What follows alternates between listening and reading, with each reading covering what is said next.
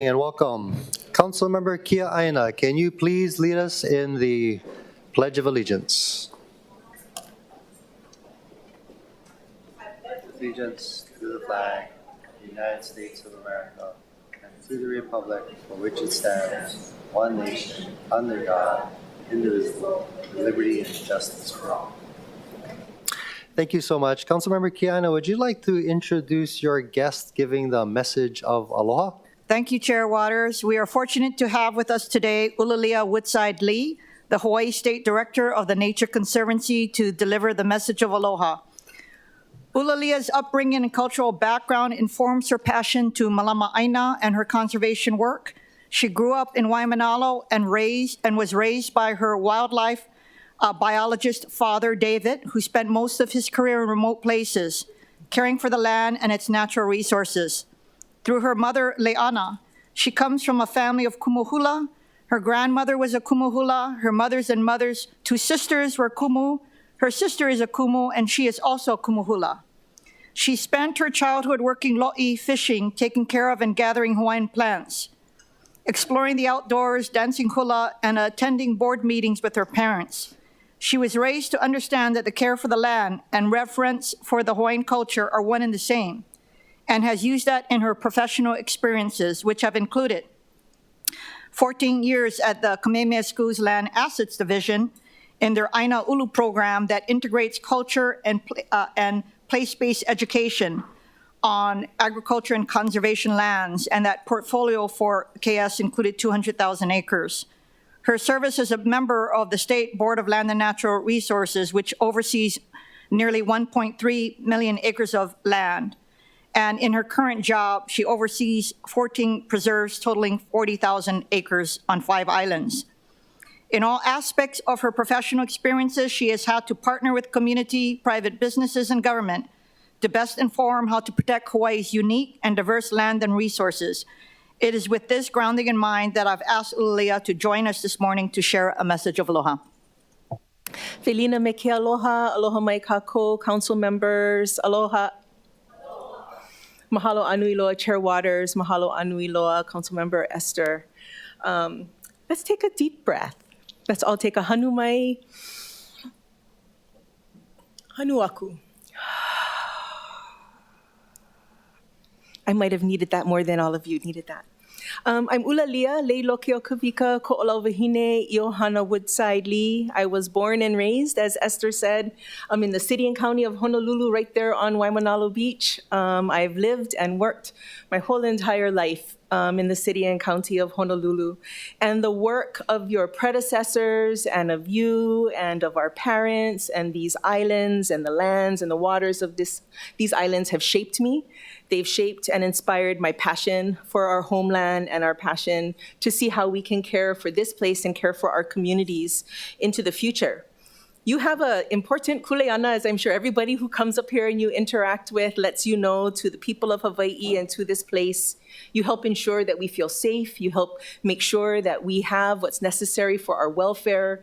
You help ensure that the lands, waters, culture of this place can continue to serve us today and into future generations. I live on Waimanalo Beach, so you're my neighbor right next door. Every single day I walk through, well, maybe not every single day, almost every single day I walk through this little spot, and together you and I help care for and malama this part of Hawaii together. I also would like to share that, in 1995, I was the city and county of Honolulu Lay Queen. It's an experience that perhaps really transformed me and really helped me at that age step into my culture in a different way, step into my family traditions in a different way, and step into independence in a different way.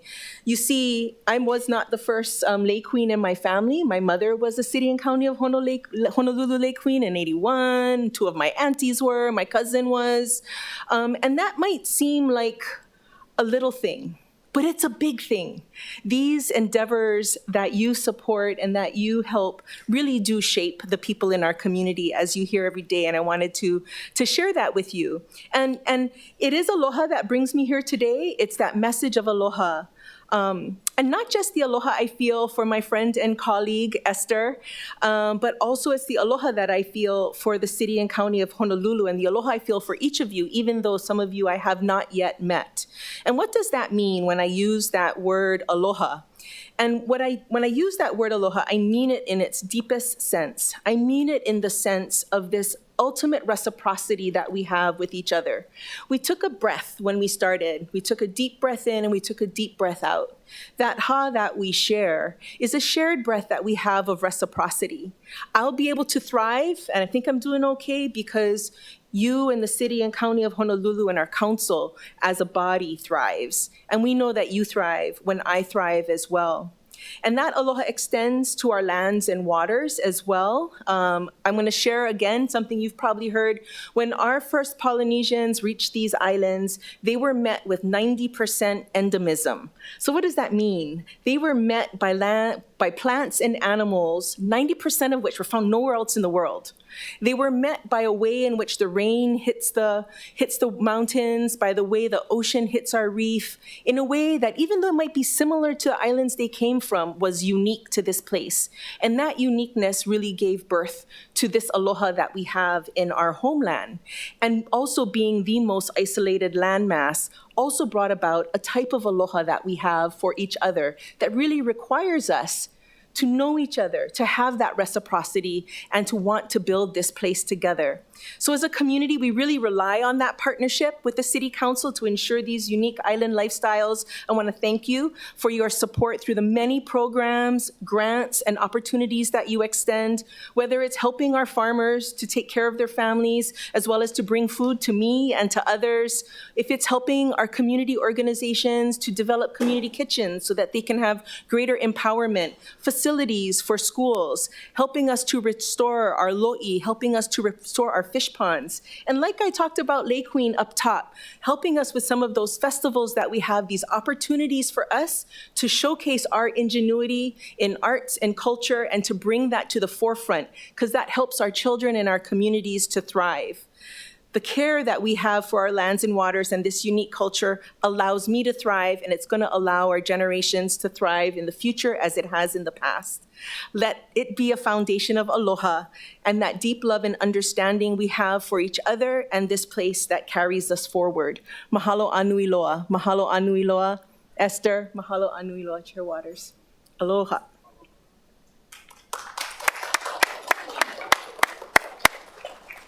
Aloha, and thank you so much. Members, some procedural announcements before we begin. Pursuant to Section 92-3.7 of the Hawaii Revised Statutes, this meeting will be conducted as a remote meeting by interactive conference technology, with the following procedures in effect for the meeting. Members of the public will be allowed to provide oral testimony on all items on the agenda, either in person or in the council chamber or remotely. Before testifying, each person shall state their full name and the agenda item they are testifying on. Each speaker may not have anyone else read their statement and is limited to a 3-minute presentation on public hearing and new business items, and a 1-minute presentation on all other items. Registered in-person testifiers will be called first. When your name is called, please proceed to the podium and begin by stating your name and the item you will be testifying on. When a call for anyone who has not registered to speak in person, please line up to the right of the podium, and when it is your turn, proceed to the podium. Begin by stating your name and the item you will be speaking on. All persons who have registered to testify remotely by video conference or phone will then be called. When your name is called, please monitor your screen and activate your audio feed when prompted. When a call for anyone else standing by remotely, please utilize the Zoom raise hand button to indicate your desire to speak. The following are some friendly reminders and tips. Video conference from a quiet location if possible. If you are also watching the proceeding on Olelo, please mute your device at the time you are called to testify. When the timer on the screen reaches 0, please conclude your remarks promptly. For those who are joining us by telephone only, I will identify you by the last 3 digits of your phone number. When your number is called, press *6 to unmute yourself when prompted. HRS Section 92-3.7 requires that all votes at remote meetings be conducted by roll call unless unanimous. Therefore, I will first call for objections, and if there are any, I will call for a roll vote. For those council members participating outside of the council chamber in accordance with HRS Section 92-3.7, the meeting will automatically recess if we lose audio-visual contact with you and cannot reconvene until we reestablish contact. Therefore, please announce beforehand if you will be voluntarily signing out of the meeting. Written testimonies, including the testifier's address, email address, and phone number, will be available to the public as described on the posted agenda. As a courtesy, please turn off all cell phones for the duration of this meeting.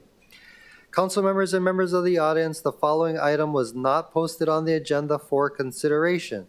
On page 11, we have a hand-carried proposed FD1 amendment to Bill 57, 2022, CD2 relating to the public carry of firearms. Copies are available at the city clerk's office downstairs in room 203. Also, for your information, Resolution 23-21 on page 24, initiating amendments to the revised charter of the City and County of Honolulu 1973 as amended, pursuant to the Mayor's Executive Reorganization Authority relating to the Department of Budget and Fiscal Services and the Department of Land Management, has been canceled and will not be considered. Members, moving to the top of page 4, I'd like to call the meeting to order. Mr. Clerk, please call the roll. Councilmember Cordero? Here. Councilmember Dos Santos Tam? Here. Councilmember Kiaina? Here. Councilmember Okimoto? Present. Councilmember Say? Councilmember Talba? Here. Councilmember Tupola? Ayo. Councilmember Wire? Here. Chair Waters? Here. Mr. Chair, 9 members are present. Thank you so much. Floor Leader Cordero, are there any guests? I'd like to welcome council on the city administration as well as appointees to as well as members of our community. Thank you very much. Thank you very much. Vice Chair Kiaina, motion to approve the minutes. I move that the minutes of the third session be approved. Second. It's been moved and seconded. Do we have any registered speakers, Mr. Clerk? Mr. Chair, there are none. Is there anybody in the audience who wishes to testify on our minutes? Seeing none, are there any registered or unregistered remote testifiers on our minutes? Mr. Chair, we have no registered testifiers. Thank you. Members, we're in discussion. Noting no discussion, any objections or reservations? Noting no objections or reservations, the minutes have been approved. Now to the top of page 5, order of the day. From the Committee on Public Safety, Councilmember Okimoto.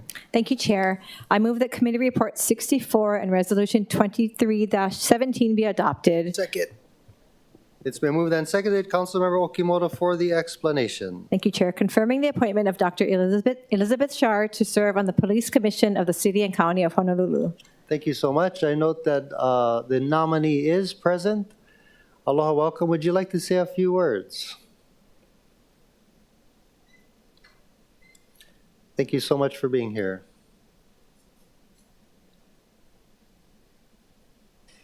Good morning, Chair, and good morning, council members. Thank you for your consideration. I look forward to, if confirmed, I look forward to being a productive member of the Honolulu Police Commission. Thank you. Thank you so much. Members, any questions for the nominee? Seeing none, thank you so much for your willingness to serve. Mr. Clerk, do we have any registered testifiers in person? Mr. Chair, we have no registered remote or in-person testifiers. Thank you so much. Members, we are in discussion. Council Member Tupola. Thank you, Mr. Chair. Just wanted to speak in support today as we're adopting this resolution for the nomination of Libby Char. when I had my time to meet with her, I think what I was most impressioned about is because she has EMS and first responder background, although she's serving on the police commission, I think it's invaluable right now because for us, as we struggle with some of the staffing, not just in HPD, but EMS as well, I'm really looking forward to any insight that she can give us. And of course, asking those questions about how our steps in regards to staffing can relate to one, what's happening now with the people who are interested in first responding, which maybe years ago used to be a career and maybe now it's a stepping stone to go somewhere else. So how do we build the pipeline? And two, her insight on how healthcare has now affected all areas, even HPD heavily with the amount of work they do with CPT, homeless outreach. So I just wanted to speak in support. I've already communicated this to the mayor. Great choice. We're excited to have her. We're thankful for all of her background and service. Thank you, Mr. Chair. Thank you. Members, any further discussion? Councilmember Kia Aina. I wanted to echo the strong support for myself of Dr. Char. I think that that we are fortunate that she's willing to serve. She could have been serving on any commission. The fact is, we need her on the police commission, and so I'm just happy with the nomination as well as her willingness to serve. And I also applaud the administration for increasing the number of women on the commission and other commissions as well. Thank you. Thank you. Members, any further discussion? Seeing none, any objections or reservations? Noting no objections or reservations, CR 64 and Resolution 23-17 has been adopted. Congratulations and thank you for your service.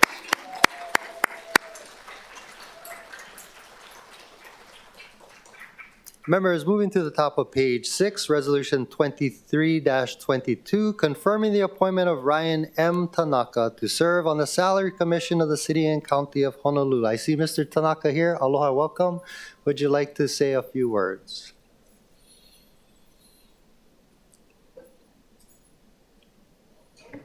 Hello, everyone. Good morning. Thank you for your consideration of my nomination. And regardless of my appointment, I just want to I've worked with many of you, and I want to thank you for your service, for your hard work, and your personal sacrifice. Thank you. Thank you. Members, we will be referring this resolution to committee, but since Mr. Tanaka is here, does anybody have any questions for him? Seeing none, I do want to recognize Councilmember Okimoto. Thank you, Chair. Chair, I abstain due to a potential conflict of interest, and I have also filed in accordance with Rule 14 a written disclosure of interest on the subject matter of the measure. Thank you so much. Mr. Clerk, do we have any registered in-person or remote testifiers?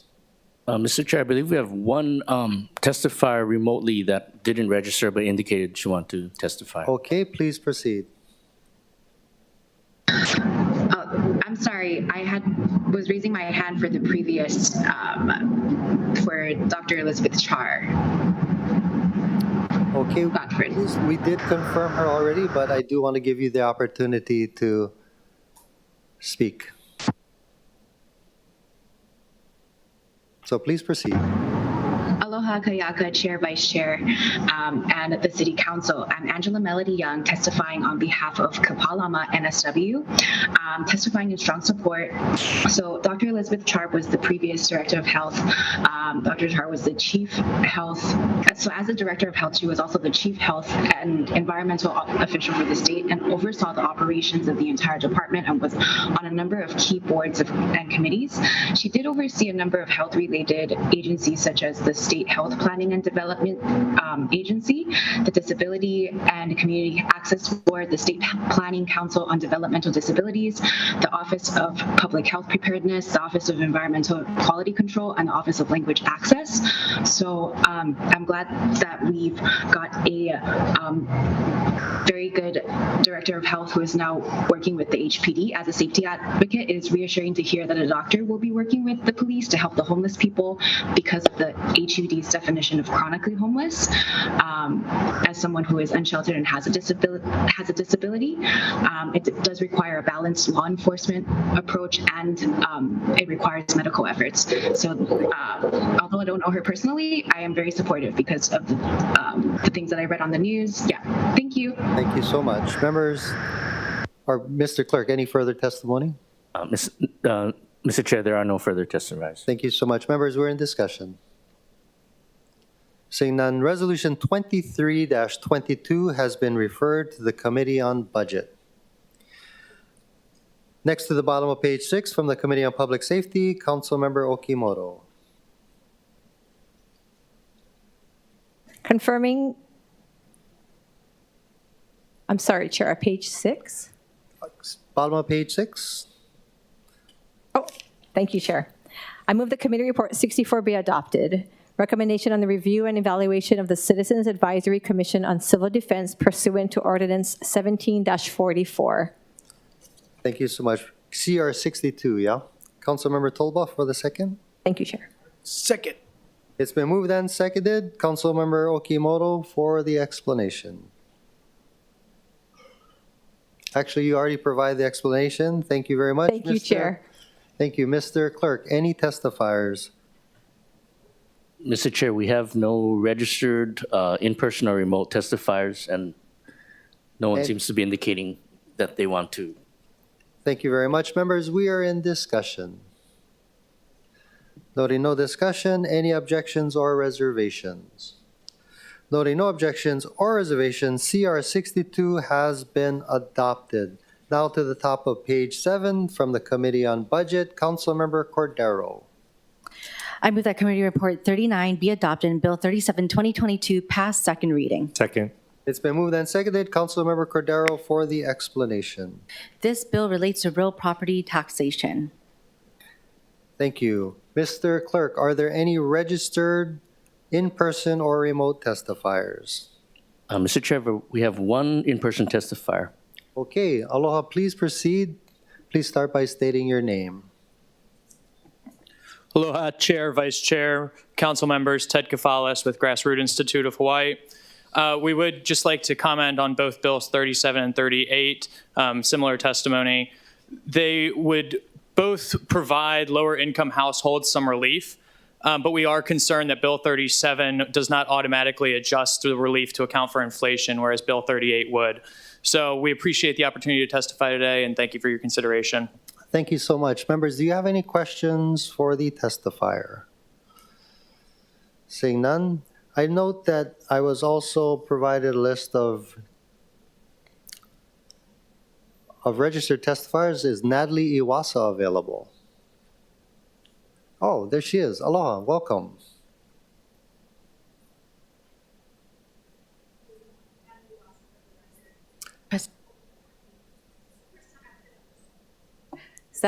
Oh, there we go. Okay, thank you. Natalie Wassa for the record, and it's so good to be here again.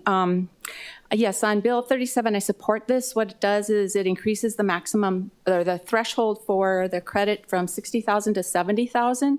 I ask that when you go back to committee, you ask the budget director what types of income they use to determine the credit, because a number of years ago when I asked, they were not considering the pre-tax benefits. So for example, if somebody had dependent care pre-tax of like the maximum $5,000, they could meet the requirement for the credit even though they had $65,000 of total income. So I had given them suggestions at that time to look at like the last pay stub of the year, or now sometimes employers are better at including the pre-tax amounts on the W-2s, but not always. So just ask you to discuss that in committee. Thank you very much. Thank you. Members, any questions for Ms. Iwasa? Councilmember Kia Aina. Thank you. Ms. Iwasa, for both Bills 37 and 38, if I could get your specific recommendations so that when it goes back, because I'm already contemplating amendments, I would appreciate it. If you could send it directly, because the Grassroots Institute had testified before and made the recommendations. If you have specific recommendations to either this or the other bill, you can send it to my office. Thank you. Okay, and just a clarification, we're only testifying on 37 at this point, On 37, correct. Okay, thank you, will do. We're back to the old system where we take testimony as the bill's called. Mr. Clerk, any other registered testifiers?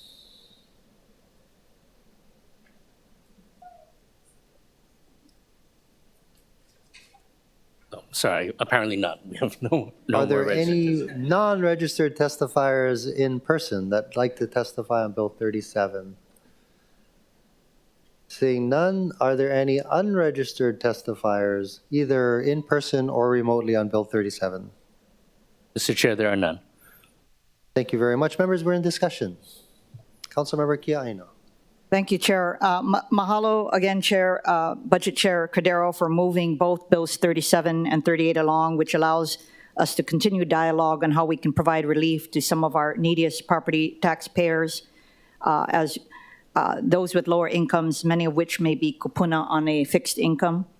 While I understand the flat rate increase like that found in Bill 37 may be more convenient to administer, I would encourage members when we go back to committee to instead support Bill 38.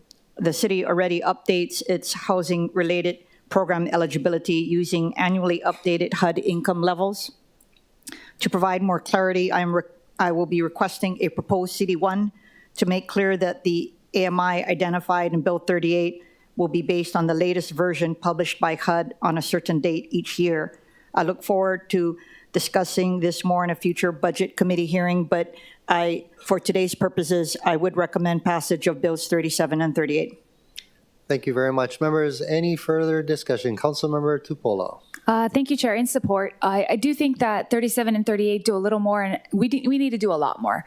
You know, our valuations have risen in my district 13%, North Shore, more than mine, all over the island. We know that as the years pass by and valuations continue to increase, that so will taxes. Although our rates are not high, the cost of living is high here. So I'm glad that we're going to possibly discuss amendments. I was going to suggest we got to put the year, and we got to put every year that it is updated. Say we go with the AMI.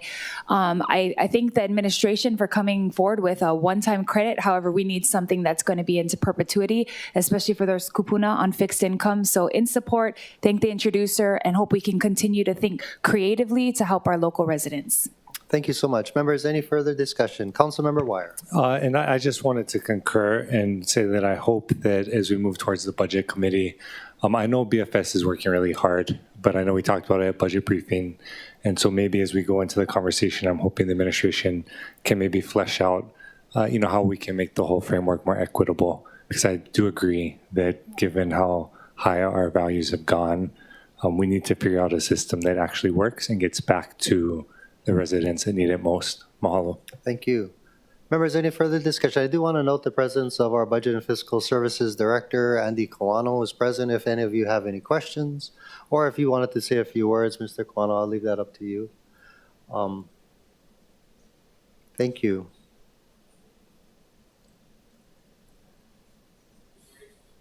Good morning, Chair Waters, Vice Chair Kiaina, council members, Budget Chair as well. Andy Kawano, Director of Budget and Fiscal Services. We will have discussion with council members at Committee on Budget on Bills 37 and 38. And I can answer questions this morning if necessary, but leave it for you. Thank you. Thank you so much for being here today. Members, any questions for the Budget and Fiscal Services Director? Councilmember Wire. Thank you, Chair. And just briefly, because I think it'll be best placed in the Budget Committee, but one thing I think would be useful maybe for that committee would to have an ability to flesh through the, the AMI for particular households and how it could be factored in, right? Because when we're looking at how the statute's currently written, it's specifically to the title holders. And of course, as we're looking at how we make it more equitable, I'm sure there's complexities and reasons that BFS would oppose, but maybe, being able to have that discussion during budget would be helpful, right? As to why, we would keep it as title holders if we're looking at, setting a stagnant AMI rate, right, of a two-household, AMI for 80%, and why, or maybe if we could look at making it more flexible and being based on the household number, if that makes sense. Yeah, BFS in general is a little concerned, would be concerned about having to look at every application and peg the AMI amount to household count. There's a couple things, right? That would mean that the the employee reviewing the application would have to clearly review all of the documentation. And again, the documentation would have to support that the income earners are title holders in the property that have the homeowner's exemption. It would really slow down the process. That's why we don't prefer 38. We prefer 37, but we understand that 38 pegs the index to 2, right? 2 in the household. The other issues that we have to consider is that our entire process from assessment to appeal to getting to the tax bill, well, to go through budget and then to get through the tax billing processes are all based on a timeline that we've stuck with. So I think we're going to have to factor in, as of what date do we take in the HUD AMI amount, that has to be set. And we need to factor all of that into the timing of everything we do. The other thing that we have to fix is for bills 37 and 38, the effective date cannot be July, 2023, and you discussed that. We're going to have to push that back at least a year because if the bill passes, at the very best, we have to communicate to taxpayers. They're going to turn in their applications for the credit, the low-income credit, typically by about September 30 in that time frame. After the review of the application is done, application is approved, that credit doesn't apply until the next year. So just some things we have to talk about in Committee on Budget. Yeah. Council member. No, I appreciate that. Don't want to minimize the work you folks are doing. You're working super hard. Your staff are working super hard. I know it's not an easy solution. Just in preparation for the conversation, I think my concern is just that if we're keeping it at a 2-person household, 80% AMI, that's still a stagnant number. So it's not really that different than Bill 37, right? So in that sense, you have a one income earner that makes whatever the AMI is, so $80,000, they would get the tax credit. But if you have a 3-person household, like a mom and son, daughter, each making like 30 grand, then they wouldn't qualify, right? So, and they would actually be, probably in more need. And then we look at the tax credit, and it's kind of this same situation because it's based on the title holder, right? And so I'm not giving an answer, but I'm just saying I'm hoping we can have that conversation. From a policy standpoint, yeah, what you're saying makes sense, but from an execution, it could result in a lot of issues. Because if you have variations in the count within a household that can change year to year, right? Yeah. Imagine the budget process, because if we go from $60,000 right now to 83.6 or 82.6, whatever that number is for based on HUD for 2 in a house, we don't even know what the impact to the budget is going to be. So if you have a number that's fluctuating every year with a lot of variability, we're going to have a lot of fun budgeting each year. No, I'm serious. No, because we won't know what the number is. So I guess just then follow up to that, given that budget chair has to get through budget in addition to finding the $45 million for the tax credit, which I think, a lot of folks agree is important. And you're saying that doesn't work. I guess the question is then what would make our tax framework more equitable to ensure that we're not going to keep losing people that can't afford to live here, right? Because I agree, we brought up the tax credit as an option, but it's still flawed. And so there's a lot of folks that aren't gonna have access to that. And so I'm just throwing it out there. Don't expect an answer today, but I know that's the conversation I wanna have. Yeah, the impact to our collected real property tax revenue caused by the low income tax credit is something that's hard to determine because, it's hard to estimate in advance because who you have in the household can change at any time. Who you have on title can change. So therefore, imagine if we agree that we're going to base a credit on exact information as of a point in time each year, there's going to be a lot of work. There's going to be a lot of work involved, not only to review documentation provided by the taxpayers, but also we probably got to do some validation work as well. Actually going out and, ensuring that the information provided is actually valid. Councilmember Kiaina. Thank you. Director, I have no questions. I will continue to have a dialogue. I guess my comment is to Councilmember Wire that at the next hearing, it's going to be the final hearing. So I am making adjustments to Bill 38. And so if you and your staff are going to be looking at policy recommendations, I recommend that you meet with the budget director one-on-one or provide recommendations for the bill itself prior to the holding of the hearing, because at the time of the hearing, we're going to be moving recommended amendments. So I just wanted to point that out. Appreciate that, Vice Chair. We'll have our probably multiple CDs, but of course, I'd hope that whatever gets passed out is, trust your judgment. So, mahalo.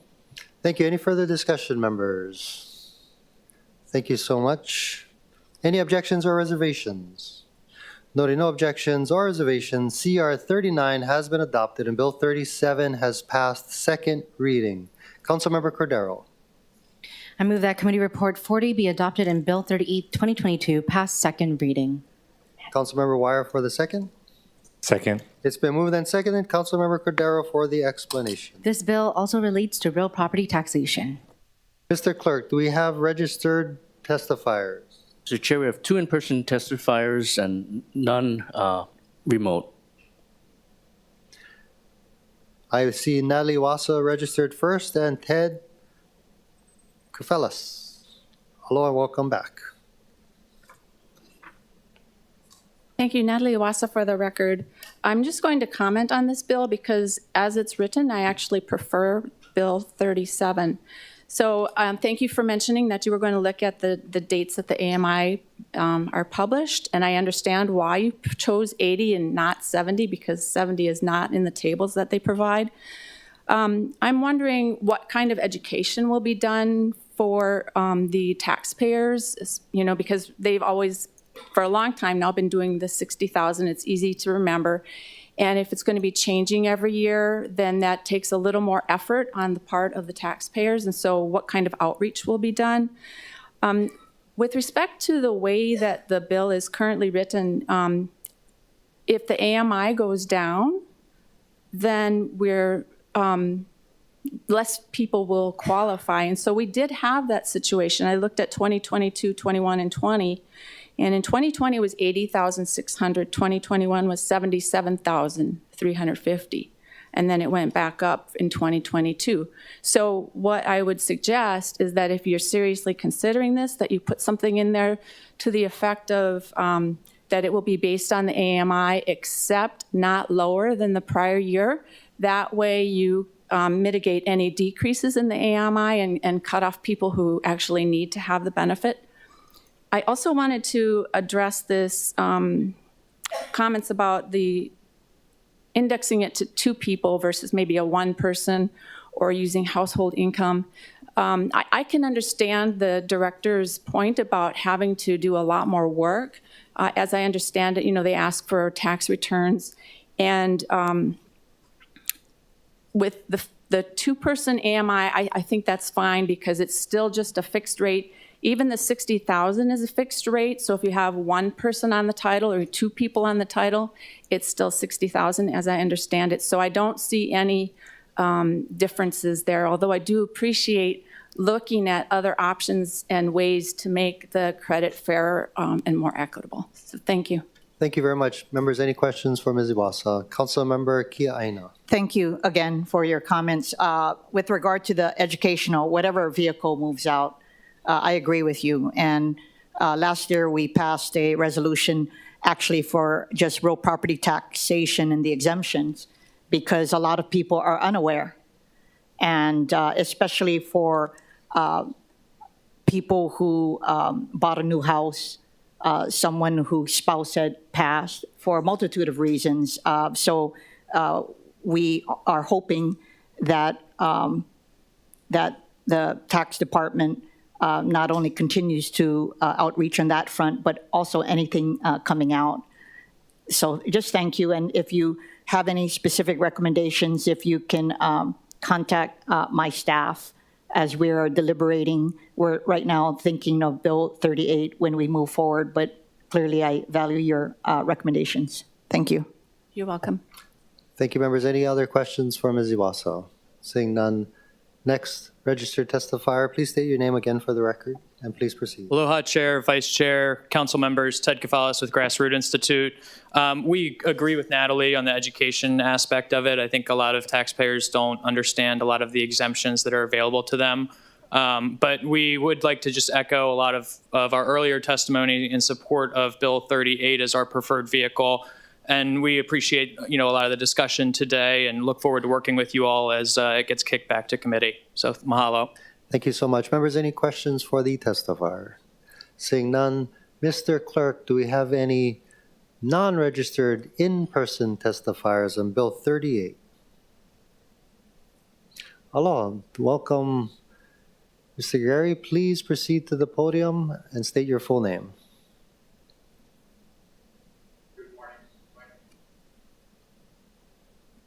Good morning. My name's Tim Gary. In regards to Bill 40, I'd like you to take into consideration. I'm sorry, sir. We're on Bill 38. Bill 38 on the bottom of page 7.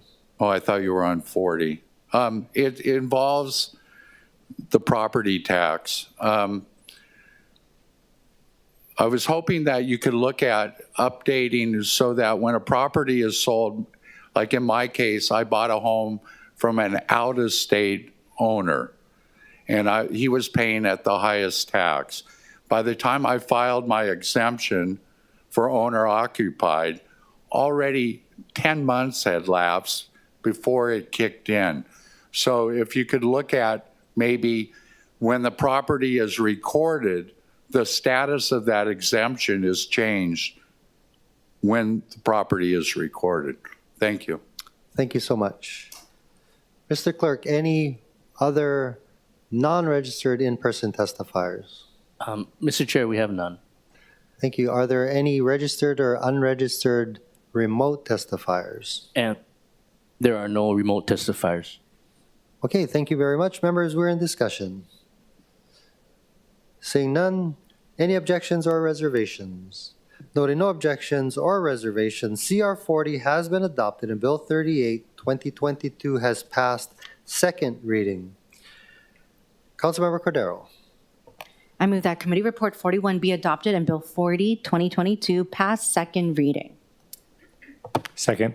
It's been moved and seconded. Councilmember Cordero for the explanation. This also relates to real property taxation. Thank you so much. I see the same registered testifiers, Ms. Iwasa, followed by Ted Kafalas. Please proceed. Thank you, Natalie Iwasa, for the record. Just some comments. This bill increases the homeowner exemption from $140,000 to $150,000 for those who are 65 and older, and $100 to $110 for anybody younger. I have a question. I'm wondering, there are renters who pay real property taxes, and currently, if they have leases of 5 years or more, they can apply for this exemption. And so I'm wondering if this bill would also apply to them. Some of that terminology in the bill I wasn't quite sure of, so I ask you to check that because they should be treated the same way. And I also want to point out that non-homeowners get zero. And this really is not equitable for renters who can't afford a home. And I see this kind of policy making time and time again. We have over 40% consistently for a long time now of residents who rent. And when you do put in policies like this, it increases the cost of renting because the landlords are having higher costs. At $100,000, it's a $350 difference, assuming that the property is not in residential A. So I ask you to consider that because I understand homeowners are knocking at your doors and saying, hey, we need some relief. There is no renters lobbying association. I seriously doubt you have a lot of renters coming to your door and saying, hey, I'm concerned that my landlord is going to increase the rent. So I ask you to consider that as you go forward with these discussions. Thank you. Thank you. Members, any questions for Ms. Iwasa? Seeing none. Next is Ted Kafalas. Pardon me. Aloha, Chair, Vice Chair, Council members, Ted Kafalas with Grassroots Institute. We just want to express our appreciation for you guys hearing this bill today, and we do hope that you will increase the exemption by more than $10,000. Just a quick note, Kauai and Maui both offer much higher home exemptions than Honolulu, with Kauai at $160,000 and Maui now just bumped theirs up to $300,000. So we do feel that the council has an opportunity to take a step further than the $10,000, and we appreciate the opportunity to testify today. Thank you. Members, any questions for the testifier? Seeing none, Mr. Clerk, are there any unregistered testifiers? Mr. Gary, did you want to testify on Bill 40? You're good? Okay, thank you. Any other non-registered in-person testifiers? Seeing none, Mr. Clerk, any remote testifiers? Oh, we have one unregistered in-person. Thank you. Please state your name for the record and please proceed.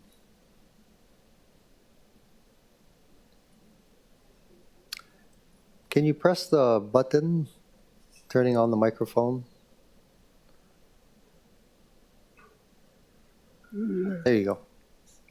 Okay, my name is Merania Kekaula, and I am in agreement with this bill. What I would like to see is more accountability from the DPP, and it's essentially backing people with money as opposed to the ordinary taxpayer. Okay, and so our property taxes and that have continued to skyrocket. I wholeheartedly agree with the person before me, and there needs to be some sort of equity, and that means cleaning up the DPP, which this body is over. Am I correct? Thank you. Thank you very much. Mr. Clerk, are there any remote testifiers? Mr. Chair, there are none.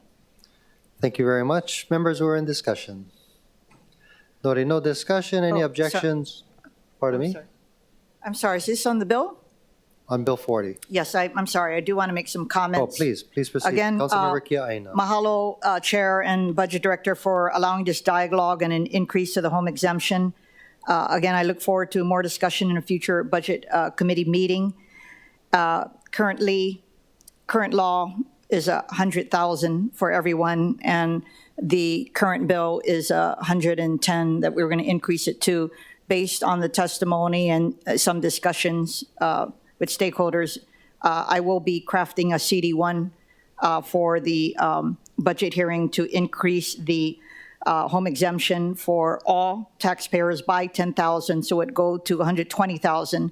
And then for those 65 or older, I will be increasing it up to $160,000. So again, the difference is that instead of the $10,000 increase for both categories under the current bill, I'm going to be increasing it by another $10,000. So both would be a $20,000 increase for each tier.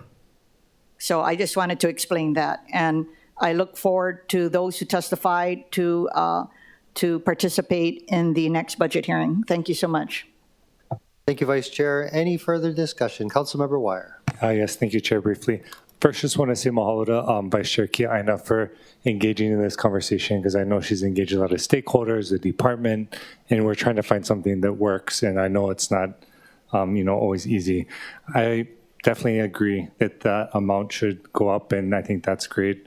I think the kapuna in particular, I would love to see it go up even a little bit more if possible, but I know the complexities with balancing the budget. And so just come back to the conversation we were having earlier about needing to look at making sure that our property tax scheme is actually serving our local families and residents, and not, and not balancing the budget on their backs versus out-of-state investors that are buying up a lot of our properties and leading to the dramatic increases we're seeing. So that's a part of the conversation I think we need to have as well. But mahalo.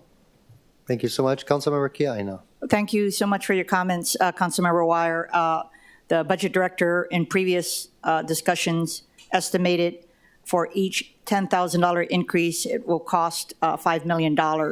So I'm conscious of that as we have this dialogue, because I think all of us would like to see even a higher threshold for our taxpayers and residents. And so our challenge is to try to achieve not just this, but other tax relief measures while balancing the budget. So look forward to the dialogue. Thank you so much. Any further discussion? Councilmember Tupola. Thank you so much. Yeah, in support, I also agree with the raise. However, I think for the ages of 75 to 80, we have the 65 and older, but we also have higher brackets. So just making sure that the 75 to 80, 80 to 85, 85 to 90, and 90-year-old exemption, I can't imagine we have too many people in the upper bracket. So just for consideration, I'm guessing that the main 10,000 increase equals 5 million is for the first exemption, the main exemption. But I think understanding maybe the upper echelons of the exemption for the people that are in the highest brackets, how much each of those would equal, and wondering if we can't do more for the kupuna that ages. That's on page 7 of the bill, letter E, number 1. And when I was looking at this, I also saw that, which I didn't know, because I think on the website it just says if you're homeowner occupant, here's your exemption, 65 and older here, but there are brackets for the older ages. So just making sure that we take that into consideration. And if, in fact, for a 10,000 increase for those ages, it doesn't equal 5 million because maybe we don't have too many in those brackets, that we take that into consideration. We're talking about fixed income here. We're talking about keeping kupuna here. We're talking about keeping generations of people living in Hawaii. And if that is something that can be parsed out data-wise, I think we should consider that. Thank you. Thank you so much. Members, any further discussion? Seeing none, any objections or reservations to Bill 40? Noting no objections or reservations, CR 41 has been adopted and Bill 40, 2022 has passed second reading. From the Committee on Executive Matters and Legal Affairs, Councilmember Dos Santos Tam. Chair, I move that Committee Report 52 be adopted and Bill 3 pass second reading. Second. It's been moved and seconded. Who seconded, by the way? Councilmember Wire, thank you so much. It's been moved and seconded. Councilmember Dos Santos Tam for the explanation. Chair, this bill relates to public sidewalks and specifically expands the commercial areas subject to the city's current restrictions on persons sitting or relying on public sidewalks in Kapalama and to make non-substantive changes as needed. Thank you so much. I note that we do have Ken Farm, Carson Peapea Lalo, and Angela Young registered to testify. Aloha, Mr. Farm. Welcome. Please proceed. Mr. Chair, welcome, members of the council. I just want to say I speak in support of this bill because I live in that area. First thing is that right now, because it's an unimproved area, a lot of those areas are unimproved, it really doesn't allow for enforcement and also for probable cause. So that's very important, especially for that area. There are no safe lightings. So because it's not a sidewalk, you don't have that safe lighting at night, so therefore that increases the amount of crime in the area. And it gives an immediate relief to those areas, those homeowners and other people who are in condos and whatnot that live in those areas that, would like to be able to enjoy and live in a safe area. Outside of that, I think, we need to look at how we're gonna do more community-based housing. And reading the homeless plan that we have, the action plan 2023, there are some concerns with that. But I think initiatives like this, along with the resolution that was 22-250, trying to get a substation in areas like Waianae, we were trying that for our area as well. This was years ago.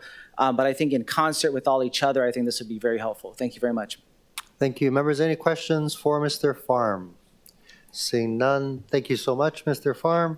Next, Mr. Clerk, is Carson Peapea Lalo either available in person or remotely?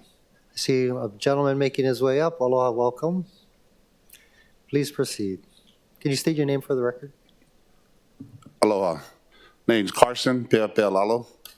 I'm originally from the North Shore, but bought a house there in Kalihi area in Palama, where the Bill 3 is that I support and support for it. Reason why, because it's a safety net for the people of our community.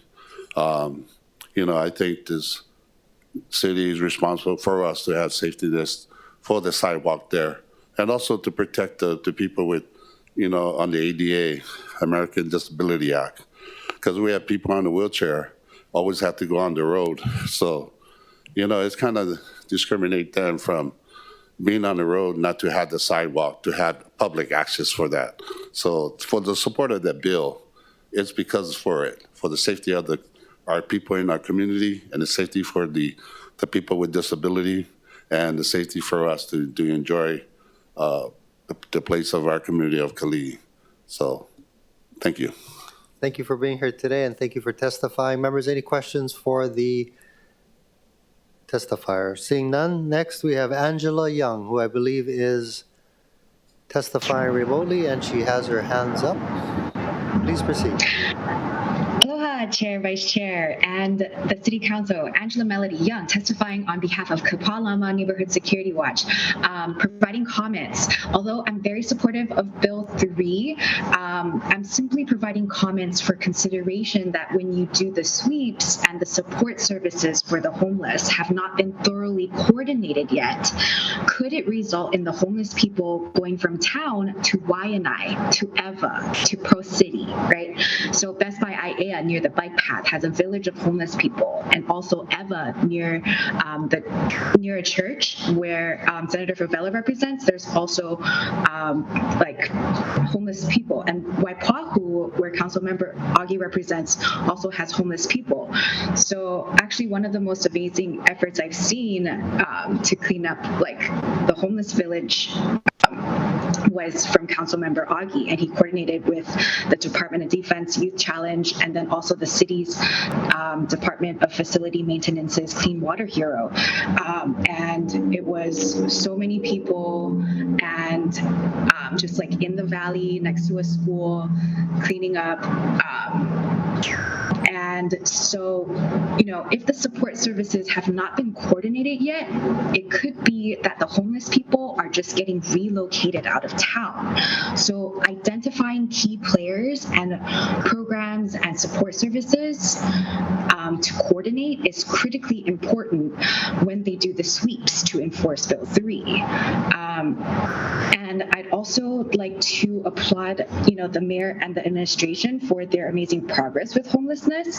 The previous administration, like I've said before, conducted sweeps for compassionate disruptions, which is classified as law enforcement and public safety approach to homelessness. With the new mayor and new administration, CORE was created, the mental health and medical care kind of support.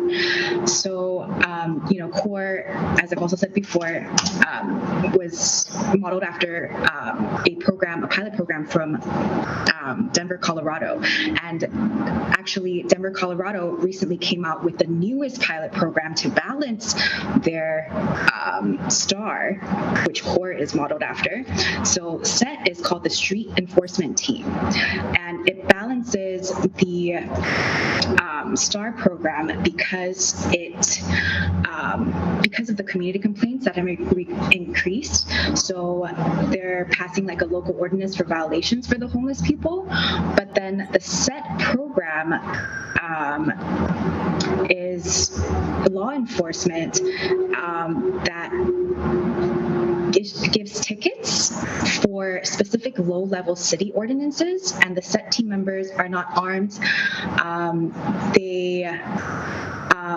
They can't make arrests, but they do engage with the homeless people for violating ordinances, and if the individual refuses services.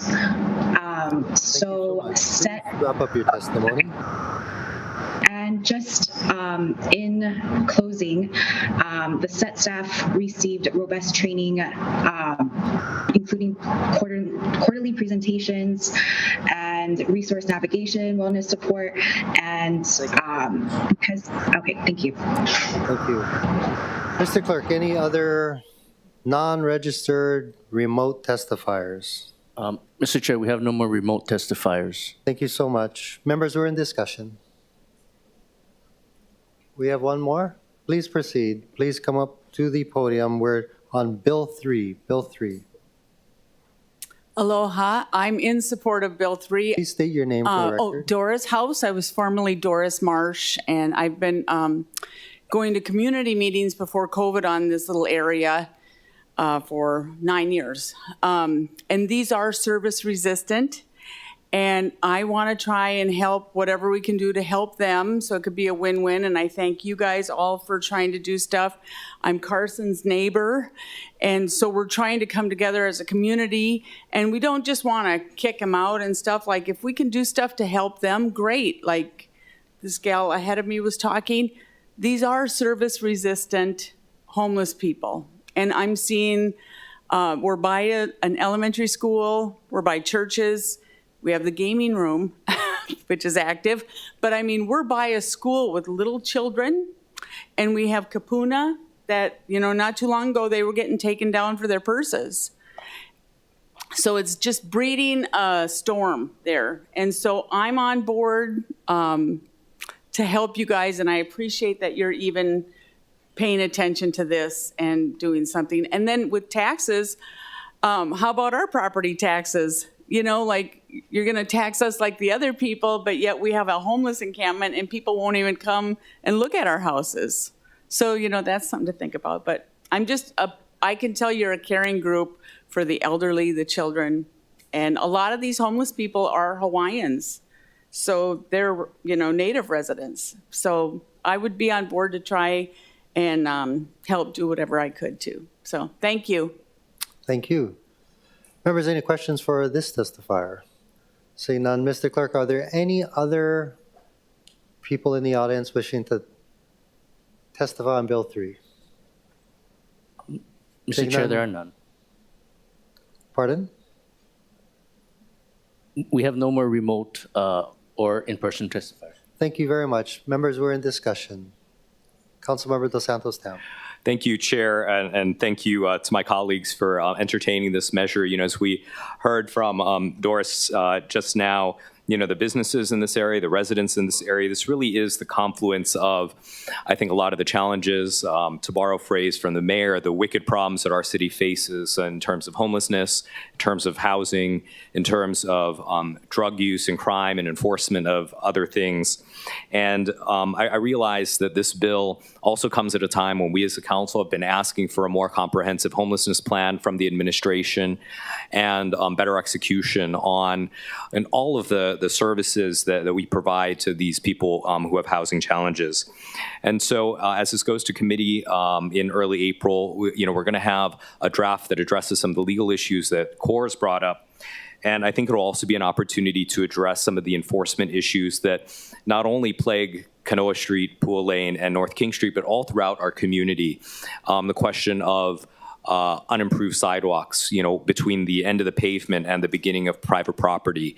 The question of what to do with very service-resistant folks and how we can, better match them with services and get them into a safe, stable place and not be out in the open, expose the elements, and certainly not, next to an elementary school.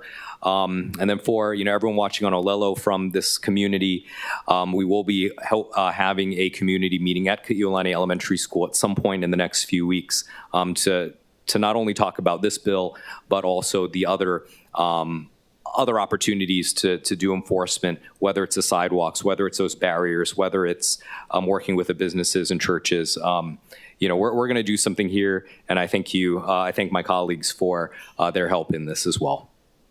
Thank you very much. And members, I just want to point out that pursuant to Mayor's Message 61, we do have Major Roland Turner from the Honolulu Police Department who has registered to be here to answer any questions if you have. Any further discussion, members? Chair. Yes. Councilmember Tupolo. For the admin, I don't really know if it's HPD related, but I guess since he's a representative, I'll just ask questions. Sure. Hello, welcome. Morning, Chair, Council members. Major Roland Turner, the Honolulu Police Department's District 5. I am representing the HPD on Bill 3, and we are in support. Any questions? Yes, Major, thank you for being here this morning. Afternoon. No, it's still the morning. Just real quick, I just had a few thoughts and suggestions, and I know Councilmember Dos Santos Tam is going to handle this, but I think there's a few parts missing, especially so my reservations with this bill has been because I think expanding into areas where we already are not able to do a lot of our other areas is kind of problematic. I also don't like to say stuff or put things into law and then unfortunately everything stays the same for the community because it's heartbreaking and it's just not being truthful with them. And I look at these community members and I can see how much they're really hurting because nothing has changed. So the first thing that I thought really should be handled is signage in the area. So I can go back through, and I know the council members done this, but in all the areas where we do enforcement, we have to have more signage. And this isn't on you guys. And this is why I'd rather talk to someone from the admin than the HPD, because I usually have to work with DFM for that. And I also have to work with the private property owners because if there isn't a way for police to enforce, so say no parking, no camping, no trespassing, then really you can't do anything there. So if it's just a fence line and an easement, which is what it looks like, then there isn't going to be any ability to change behavior there. The second thing is that in all the areas where we've ever had to clear out, we've also had to transform the area. And that's what he's referring to, a sidewalk. Hedges, flowers, bushes, a park, something. So it has to go from not being useful to useful. And I think if it doesn't transform, then really moving people out just to have it look exactly the same isn't going to result in anything. In some of the areas where the easement is large enough, we have put up boulders to prohibit. In this area, no one's parking, but in Waianae, a lot of people are pulling over and living out of cars, right? So in private properties, areas that deter people from being able to pull over or maybe leave an abandoned vehicle. And I think lastly is the outreach, although I do know that in the past it's always been we gave the notification the day before, and I realize that's what HPD needs to do. What we've seen progress with is giving notification months before and then using very clear verbiage. We are restoring this area back to the public. We're going to be clearing this out, and this area is going to turn into X. And then as we keep repeating the message, then it's not unclear from a provider, from a service, standpoint that the outreach is going to last forever. So this outreach will not last forever. This outreach will last this long because on this date, we're going to transform this area and these things are going to come up, or we're going to pave this, or a sidewalk's going to be laid. So I think the constituents here deserve a clear plan. And I'm sorry, sir, that you have to listen to me say this. I really want to say it to the administration because this is an effort with everybody. When I do this with DFM, I have to have CPT on board, DFM on board, DOT, everybody who's related to it has to be on board so that we can all move concurrently, including service providers. And usually I go over with everyone, these are the words we say, these are the words we don't say. Just so that no one's confused with what's going to happen here because we're all moving together. And even with the community members knowing the same thing. So thank you for enduring me saying this, but I do think that we deserve better district and street and area-specific homeless plans, and yet we still have not seen this.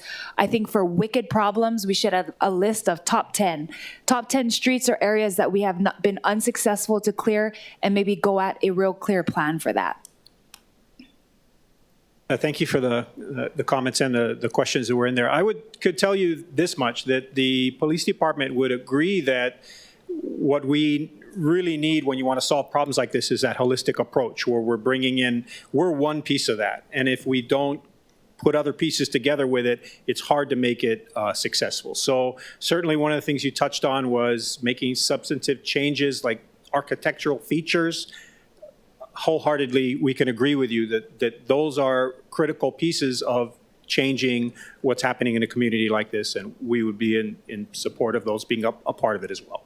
Thank you, Major. And Chair, I think that's our issue here.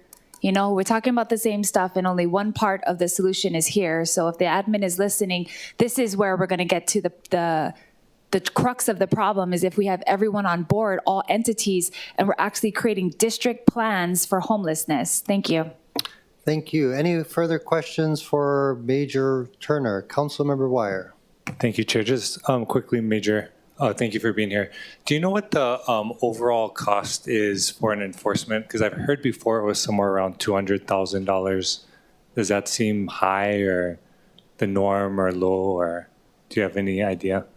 Sure. I don't have particular cost figures, but when you quote that number, are you talking about for a single operation, like in one day, or is that a span like of a time? single, I guess it would probably depend on the size of an encampment, but that was a general number I was given a few years ago based on service providers that go out, HPD that goes out, DFM folks that go out to do the collection, the stored property implications. And I'm just curious because I'm not the expert. Yeah, unfortunately, I don't have a number for you. I would agree that does sound like a very high number, but when you're looking at that, they're probably factoring in all those personnel hours. So there's a lot of folks that would otherwise be doing something else that are doing this operation. So that's time that's being paid to bring all those people together, and we have people from road crew, and it can really expand out depending on who's coming out, whether it's state or city property, those kind of things. So it probably can get quite expensive if you look at the numbers that way. Okay. Other stuff like paving our roads or responding to crimes or whatever. I mean, you're already doing really important work, right? So, yeah, appreciate that. That's all for questions. I did have a couple comments, but I can hold off it. Thank you, members. Any further questions? Councilmember Say. Yes. Captain Turner, how can we help you? When I look at Bill 3 from page 1 to 15, there are all these sites, Mr. Chair. And representing District 5, I personally feel I have the most homeless encampments on the county of Oahu. From Crane Park, which is Kaimiki Avenue, to Chairwater's Diamond Head Park, whereby they're on the mountainside, which is not your jurisdiction, but the state. Stadium Park, Moilili Park, Cartwright Field, Makiki Park, Alawai Park, Inha Park, Mother Waldron. How can I help you? Even if we add in all more and more, we don't have any teeth with the law that we have on the books. That's my personal feeling, because what Council Member Tupuola stated, it's not just you folks, there's a continuum, right? And do you feel that, for example, what the administration has done in the past in developing the core program, the HONU program, it has helped. But the question will be, in the continuum of care, where are we falling short of it? Is it at the judiciary? I went to the district court 2 years ago and I saw the homeless person being defended by the public defender. Can't pay the bail, but from maybe $100 went down to $10 and that person was released. Going to the emergency room at Queens Hospital, as far as some of these homeless individuals, getting the psychiatric care, but more importantly, the hygiene. I cannot see us just adding out more and more sites on the sit and lie. Because in the end, it's basically the status quo, Mr. Chair. And HPD is just overwhelmed. So I bring this up because is it more at the state legislature as far as more enforcement in the area of that? This is all civil probably, but I don't know. I bring this up, Captain Turner, because I went through this, was it 2 years ago with Skycap and his family on the sidewalk for 4 weeks. And we couldn't do anything, Mr. Chair, because that was just like their mourning area. When I say mourning, paying respects to that kid that died. So I asked, how can we help you and, et cetera, because it's just endless. Your thoughts, please? Well, thank you for the question. And it's a pretty broad question. I think when you went through your comments, you really are illustrating how complicated this issue is and how many different agencies, organizations, individuals, and nonprofits and NGOs and keep going that are pieces of what can be solutions here. It's very complicated. We're one small part of that. I think the administration and our department's administration have made strides to try to find ways we can be a little more integral, and maybe where there's some slack that needs to get picked up, we've tried to pick that up. And I believe it's been helping. But yes, it's a really big issue. And when you ask what could you do to help, I would have to say I've felt the support from this council. I think the department has felt it. And that is valuable to us, and we would ask that you continue to support us where you feel you can to help us carry out our mission. Mr. Chair, may I just follow up? Just a thought that, we all are here in trying to resolve these particular societal problems. And this morning, I'm just sharing my manao with all of you because this message, I feel, should get back to the state. We're just one small continuum of the total process. HPD doing the enforcement. Core HONU is doing the implementation of services. We're now working at what point are we looking at? The city wants to do what the mayor wants to do was to do homeless housing projects, right? But he's asking after yesterday's state of the city, state, we need your help in the medical services side, the social services side. You may have a person that you allow to stay at a homeless shelter, but if there is no medical service, we're just pouring good money down the rat hole, Mr. Chair. That's the way I see it. And that's why I'm telling the state legislature, we need your help too in the continuum. The judiciary is trying their best. HPD is trying their best. And I wanted to say this before I close.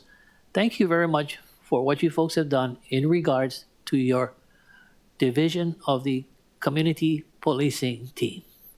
They are out there, don't get me wrong. And I just feel bad because they go to all over District 5 and trying to address this problem that we face. And they know some of the homeless. And for the testifiers, I agree with you. I learned something today, Mr. Chair, about, I'll call the homeless people the service resistance people. And that's scary too. If they don't want the service, what's going to happen? So thank you very much. And thank you, Captain Turner, for a job well done. Thank you. I actually had a follow-up question for you, Captain Turner. Excuse me, Major Turner. What is HPD's recommendation regarding service-resistant people? And you know who I'm talking about. I mean, it's the same people who were described in earlier testimony. These are people who, when we offer them help, they don't want help. Well, what is your suggestion? Chair, thank you for that question. Maybe I shouldn't thank you for that question because that's a tough one. I wish I had a good answer for you. I was kind of interested to hear the term service resistant being used today. I'm not sure I've heard that phrase before, although I'm very familiar with what it means and who we're talking about. And it is an issue because we can put together so many programs and try so many different things, but what maybe a lot in the public don't realize, there is maybe the perception of homelessness is not always aligned with the reality, at least for certain individuals. And what I mean by that is there's a perception that if we just had more housing, if we just had more money, or if we just had more services, that the problem could be solved. And when we're talking about service-resistant folks, the issue is just exactly like it sounds. They're not interested in those things. There are folks, believe it or not, have made a decision for whatever reason that that's the situation they're in is the situation they want to remain in, I should say. Maybe not want to be in, but for whatever reason, it's a personal choice. So some folks, obviously, we might encounter that where there are challenges with if they're having issues with their mental health. And those folks, we may be able to reach if we can find those components that bring in the medical parts, that bring in solutions to try to get them where the way that they're thinking about the situation can change so that they can see that services would actually benefit them. But there's also folks that are, it's not an issue like that, and they simply are choosing to, I guess you could say, live outside the standard rules of society, and that's a choice that they're making. For folks like that, I'm not sure what the solution is. That's why I tell you I wish I had a good answer to that. But the best we can do is continue to provide services that would be helpful and that would, we believe, benefit them, and hopefully we can find a way to make it attractive enough that they can see that the advantage of coming over and allowing us to provide those services and to help them up. No, thank you. I understand the difficulty that both HPD and the city and the state is having, but I'm just curious, our predecessors passed an ordinance making, it's called park closure, right? It's a petty misdemeanor to be in a park past closing time, typically 10 o'clock. People get arrested for that. They go to court, receive typically credit for time served, 1 day. If they get arrested on a Friday, they have to spend the weekend there, and on Monday they get 3 days jail, and they're back out. And not only the community, but also it has to be HPD, sort of frustrated that when someone is arrested, they're not getting services while they're in custody. They're just released. They're not on probation. One of the ideas I thought of was perhaps mandatory substance abuse and/or mental health counseling when you get arrested for one of these offenses. And when we're talking about service-resistant folks, oftentimes it is people suffering from mental illness and/or substance abuse. But I'm just wondering if you want to opine, and perhaps when introduced, you can come back and comment on that. Thank you. I'm not sure. It may be above my pay grade, so to speak, to talk about more department-wide initiatives or citywide initiatives. I can tell you from my standpoint, I have 27 years in the police department. The majority of those years have been working in the Kalihi district, and a lot of these problems have persisted throughout those years. I think we're at a point now where it's definitely worse than it has been in the past. And when I spoke earlier about maybe if we can add this medical component to it that is reaching out to folks that do have mental health issues, and then substance abuse would probably be in that same area. Those are folks that there are some ways to, like you're kind of alluding to, helping them to understand the situation, to help themselves, I guess you could say.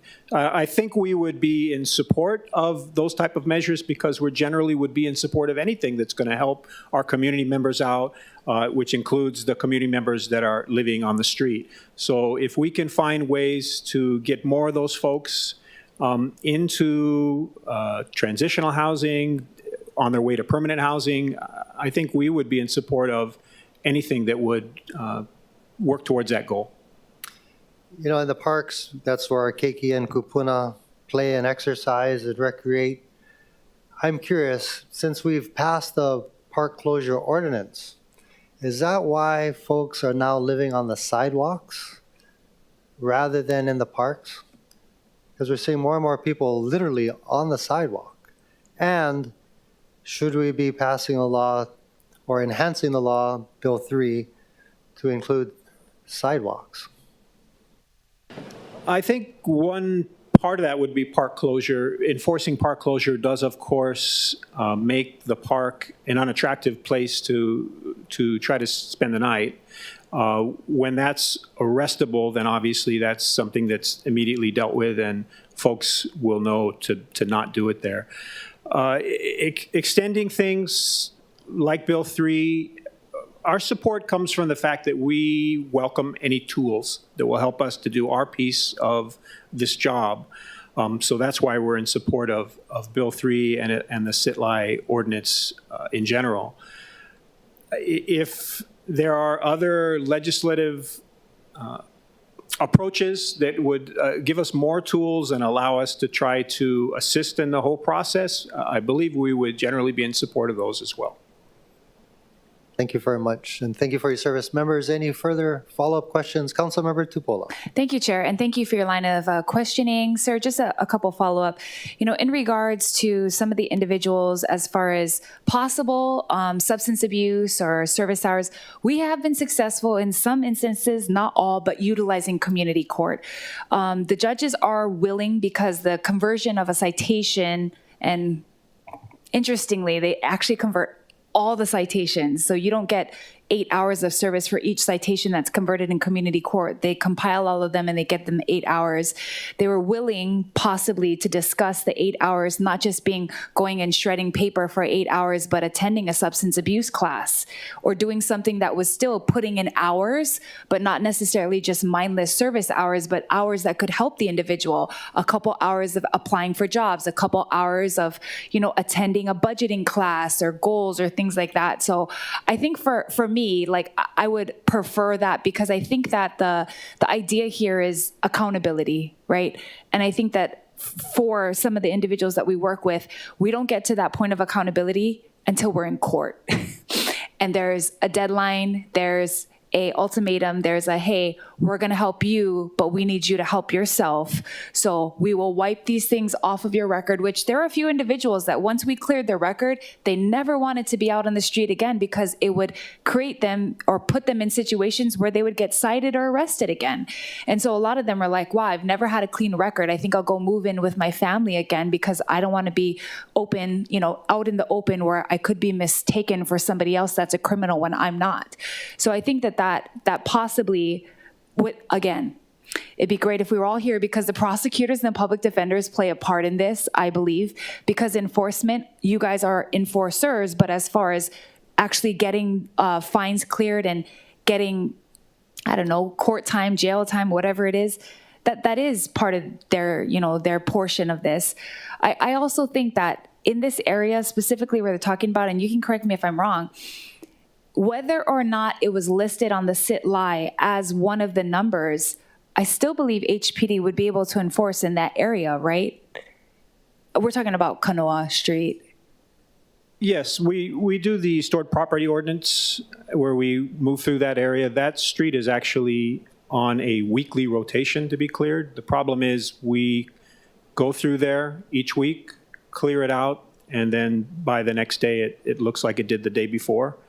So while we do enforce in that area even without sit-lie, it's more of giving them the notification that they're going to coming through. Anyone that doesn't move their stuff out, then it's taken and stored. If it's garbage, it's tossed. And then they just come back because there's not really there's no teeth, I guess, to doing it that way. Well, so I think teeth and there's no change, right? And that's why we really need DFM here because the easement is a city easement. And so if the city can change it and put a sidewalk, put up signage, give the officers the ability to do a little bit more so that there's something changing. And lastly, I just want to talk about service resistant because I do think we have a handful of those people in our area. And for some of them, it has taken me one individual. It took me almost a year to get him in because he refused to leave his car because he was parked at a park living in the car with his 2 children and his wife. And we had to continuously build that rapport with him. I actually took him myself to 3 different places that were available. He told me he didn't want to go in. We finally got his daughter into a school because technically she needed to be in school, not living out of the car. And then eventually 1 year later, he moved into housing. So I think too, with the service resistance, the hard part is building enough of a relationship and not having as much turnover so that the person can progress into where they need to go. So I just want to thank you. I know that, for officers, you guys do change districts, you change positions. So sometimes the overlap is a little bit tough. And I think as well, the more we move people around, it gets harder to work with the same individuals. So I think what the point I'm trying to prove is that regardless of the law change, there needs to be a mindset change and a space change. Because once those two things happen, then we can get some progress with this. So thank you for your service. Thank you, Chair. Thank you. Any further discussion, members, or questions for the Major? Seeing none, thank you, Major. Mr. Clerk, please call the roll. Chair, if I may. Sure. Councilmember Wire. Apologies. I just wanted to explain why I was voting with reservations, mainly because of the folks that came out from the community today to express, the need in the community, and Councilmember Dos Santos' TAM indication that this was intended to be a scalpel and not a broad policy change. I'm just concerned because, I don't want this to set the direction of this council to just continue adding on to this ordinance. Because for one, that wouldn't be constitutional. It wouldn't pass constitutional muster. Thankfully, council member, indicated that he'd be remedying some of those issues with an amendment. But two, just getting back to the conversation we've been having, it's a tool that I think HPD has been forced to use because of the more and more tasks that they've been required to take on. And when we're looking at what the real solution is, I think it's what we've been talking about, right? That we need to include all types of services, and that ranges from mental health, substance abuse, inpatient treatment, outpatient treatment, court-mandated treatment if someone's so deteriorated that they're a danger to themselves or the community. Those are all options that range across the spectrum of individuals. But using sit-lie actually makes the problem worse. Because like Councilmember Tupola said, any potential relationship for a person that's even slightly less than completely resistant is wiped away because they're not able to build that relationship with the service provider, and then they lose contact with them, and then they just end up in someone else's community, because that's what's happening in our district, right? Like you see folks move across community lines as they're moved around, by enforcement.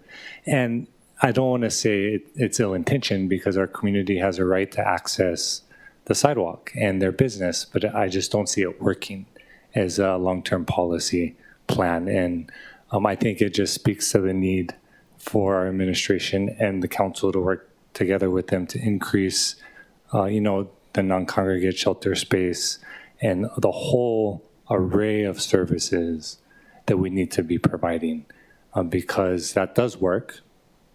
We've seen it work. It takes time, and it's specific to the person, requires engagement across sectors with the judiciary, with the state. So I respect the conversation about, we're doing the best that we can, but I think we're in the situation where we know what the solution is, we know the tools we need, and we just can't all work together to do it and invest enough resources in it. And so that's why I'm voting with reservations. Much aloha and respect for the community that showed up in Councilmember Dos Santos' town. Thank you. Any further discussion before we do the roll call vote? Seeing none, Mr. Clerk, roll call. Councilmember Cordero? Aye. Councilmember Dos Santos Tam? Aye. Councilmember Kia Aina? Aye. Councilmember Okimoto? Aye. Councilmember Say? Aye. Councilmember Talba? Aye. Councilmember Tupola? Reservations. Councilmember Wire? Reservations. Chair Waters? Aye. Mr. Chair, there are 9 ayes. Thank you. CR 52 has been adopted and Bill 3 has passed second reading. Now to the top of page 9, Councilmember Dos Santos Tam. Chair, I move that Committee Report 53 be adopted and Bill 5 pass second reading. Second. It's been moved and seconded. Councilmember Dos Santos Tam for the explanation. This relates to reporting requirements by adding provisions to reporting requirements. Thank you so much. Mr. Clerk, do we have registered in-person testifiers? Mr. Chair, we have no registered testifiers. Thank you. Do we have any unregistered testifiers, either in person or remote? Mr. Chair, there are none. Thank you so much. Members, we're in discussion. Seeing none, any objections or reservations? Noting no objections or reservations, CR 53 has been adopted and Bill 5 has passed second reading. Now to the bottom of page 9 from the Committee on Zoning. Councilmember Say. Mr. Chair, I move that Committee Report number 59 be adopted and Bill 56 of 2022, Committee Draft 1, as amended, pass second reading. Second. It's been moved and seconded. Councilmember Say for the explanation. Relating to permits that are required, addressing exemptions from the requirement to obtain a building permit. Thank you. I see that Ted Kafelas has registered to testify. Welcome again. Please proceed. Aloha, Chair, Vice Chair, members of the council, Ted Kafalis with Grassroot Institute. We would just like to offer our comments in regard to the $7,500 amount for repairs. We feel that this is kind of an arbitrary figure that unjustifiably raises the time and cost to complete the home repairs by still requiring permits. So we believe that this language should be amended back to its original form without a limit to valuation. In real terms, local residents should be able to replace their flooring and things like that without having to wait 200 plus days and pay hundreds of dollars for required permits. For example, it may cost you somewhere around $8,000 or so just to install hardwood floors for a 1,000 square foot condo. So we do think that this should be amended, but we appreciate your time today and thank you for your consideration. Thank you, members. Any questions for testifier? Seeing none, thank you again. Natalie Wasa, I notice you registered to testify on Bill 56. Please proceed. There we go. Natalie Wasa for the record. Thank you. I totally support making things easier. I think this is much needed. I just have a question. I ask you to take a look at section B on page 1. It's headed exemptions. And it states a permit is not required for the types of work listed below. And then, of course, it has a whole bunch of stuff. But in the first one, it states that work is exempted from building code provisions under Chapter 16. Work is on sidewalks, curbs, and driveways regulated under Chapter 14, Article 3 is not exempt from permit requirements. So I'm just wondering, if you're talking about exemptions, why are you including a sentence in there that says it is not exempt? So I just think that that should be taken out. It just seems to be out of place to me. And then, as I stated, I support the effort that you're doing in making things easier. Thank you. Thank you so much. Mr. Clerk, any non-registered testifiers? Mr. Chair, we have none. Thank you so much. I do note that we do have Don Takeuchi Apuna, Director of the Department of Planning and Permitting, present if anybody has any questions. Members, we're in discussion. Councilmember Tupola. Thank you, Chair. In support of Bill 56, and thank you to the members for the support thus far. In regards to some of the testifiers' comments, I did think that just taking off the cap was a good idea because it is really expensive. After meeting with the department, they did want some type of a surety that there wouldn't be a limitless amount of work, concerned about uncontracted work and that thus far. And then we got to the 7,500 from the 5,000 because they multiplied it by inflation. But, after we had done that CD1, of course, many of the testifiers commented, does that include labor? So say, for example, there's $7,500 of tile that's bought. Is that also going to include the labor to install those tiles? And then are we capped at the 75? So, I think the department is still open. All of the conversations with the director have been very amenable. We do not want to make anything harder for DPP. We want to make it easier. So I am trying to move and tack with the department, but I can assure everyone that there is another version of this bill coming with some suggestions from them and some suggestions from stakeholders. But I do think it's good for us to decide that this may be just one of the many ways that we try to take some of the permits that may not be necessary out of the backlog. Thank you, Mr. Chair. Thank you. Members, any further discussion? Seeing none, roll call, Mr. Clerk. Councilmember Cordero? Aye. Councilmember Dos Santos Tam? Aye. Councilmember Kia Aina? Aye. Councilmember Okimoto? Aye. Councilmember Say? Aye. Councilmember Talba? Aye. Councilmember Tupola? Aye. Councilmember Wire? Aye. Chair Waters? Aye. Mr. Chair, there are 9 ayes. Thank you. CR 59 has been adopted and Bill 56, 2022, CD1 has passed second reading. Third reading measures to the top of page 10. Members from the Committee on Budget, Councilmember Cordero. I move that Committee Report 38 be adopted and Bill 4, 2022, CD2, as amended, pass third reading. Second. It's been moved and seconded. Councilmember Cordero for the explanation. This relates to real property taxation. It addresses the taxation of real property, particularly related to transient accommodations.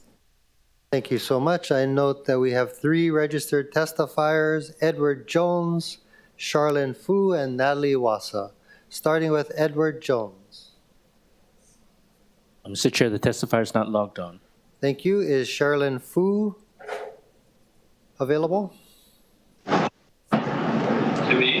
Yes, I'm available. Please proceed. Okay, I'm a bit confused because I'm one of the original nuke holders from way, way, way back. And I think, hold on, I'm turning myself on. Oh yeah, so I think that there's a bit of confusion with other islands, considering the fact that, you know, when B&Bs and original TBU owners were okayed in 1989 and 1990, B&Bs were given already a separate property tax category. They made me a TBU, even though I'm more of a bed and breakfast. And I think you guys need to kind of notice that we are not giving out any more bed and breakfast certificates, let alone any residentially zoned vacation rental permits, unlike some other islands. And there are about 40 bed and breakfasts on the entire island of Oahu, and less than 100 residentially zoned vacation rental units on the entire island. So I think it's very difficult for us to keep paying more and more and more and more money when we've been doing it correctly for years. And we are not, even according to our own city council, allowed to give out any more bed and breakfast or vacation rental units in residentially zoned areas. I find it interesting that there's a whole category for about 40 bed and breakfasts, and they now want to make a separate unit property tax classification for vacation rental unit in a residentially zoned area or not. And I think that that we should be put in with the original B&B group that was originated in 1989 and 1990. And I think if you look at the numbers, it just makes more sense. I know we are permitting some vacation rentals in resort zoned and maybe A categories, but you know, there are no more residentially zoned areas that are vacation rentals. So I just think people should pay attention to the fact that, you know, penalizing us legal people once again by trying to lump us all in when we're not Maui and we're not the Big Island. Appreciate your time. Thank you so much. Members, any questions for the testifier? Seeing none, thank you so much. Natalie Wassa?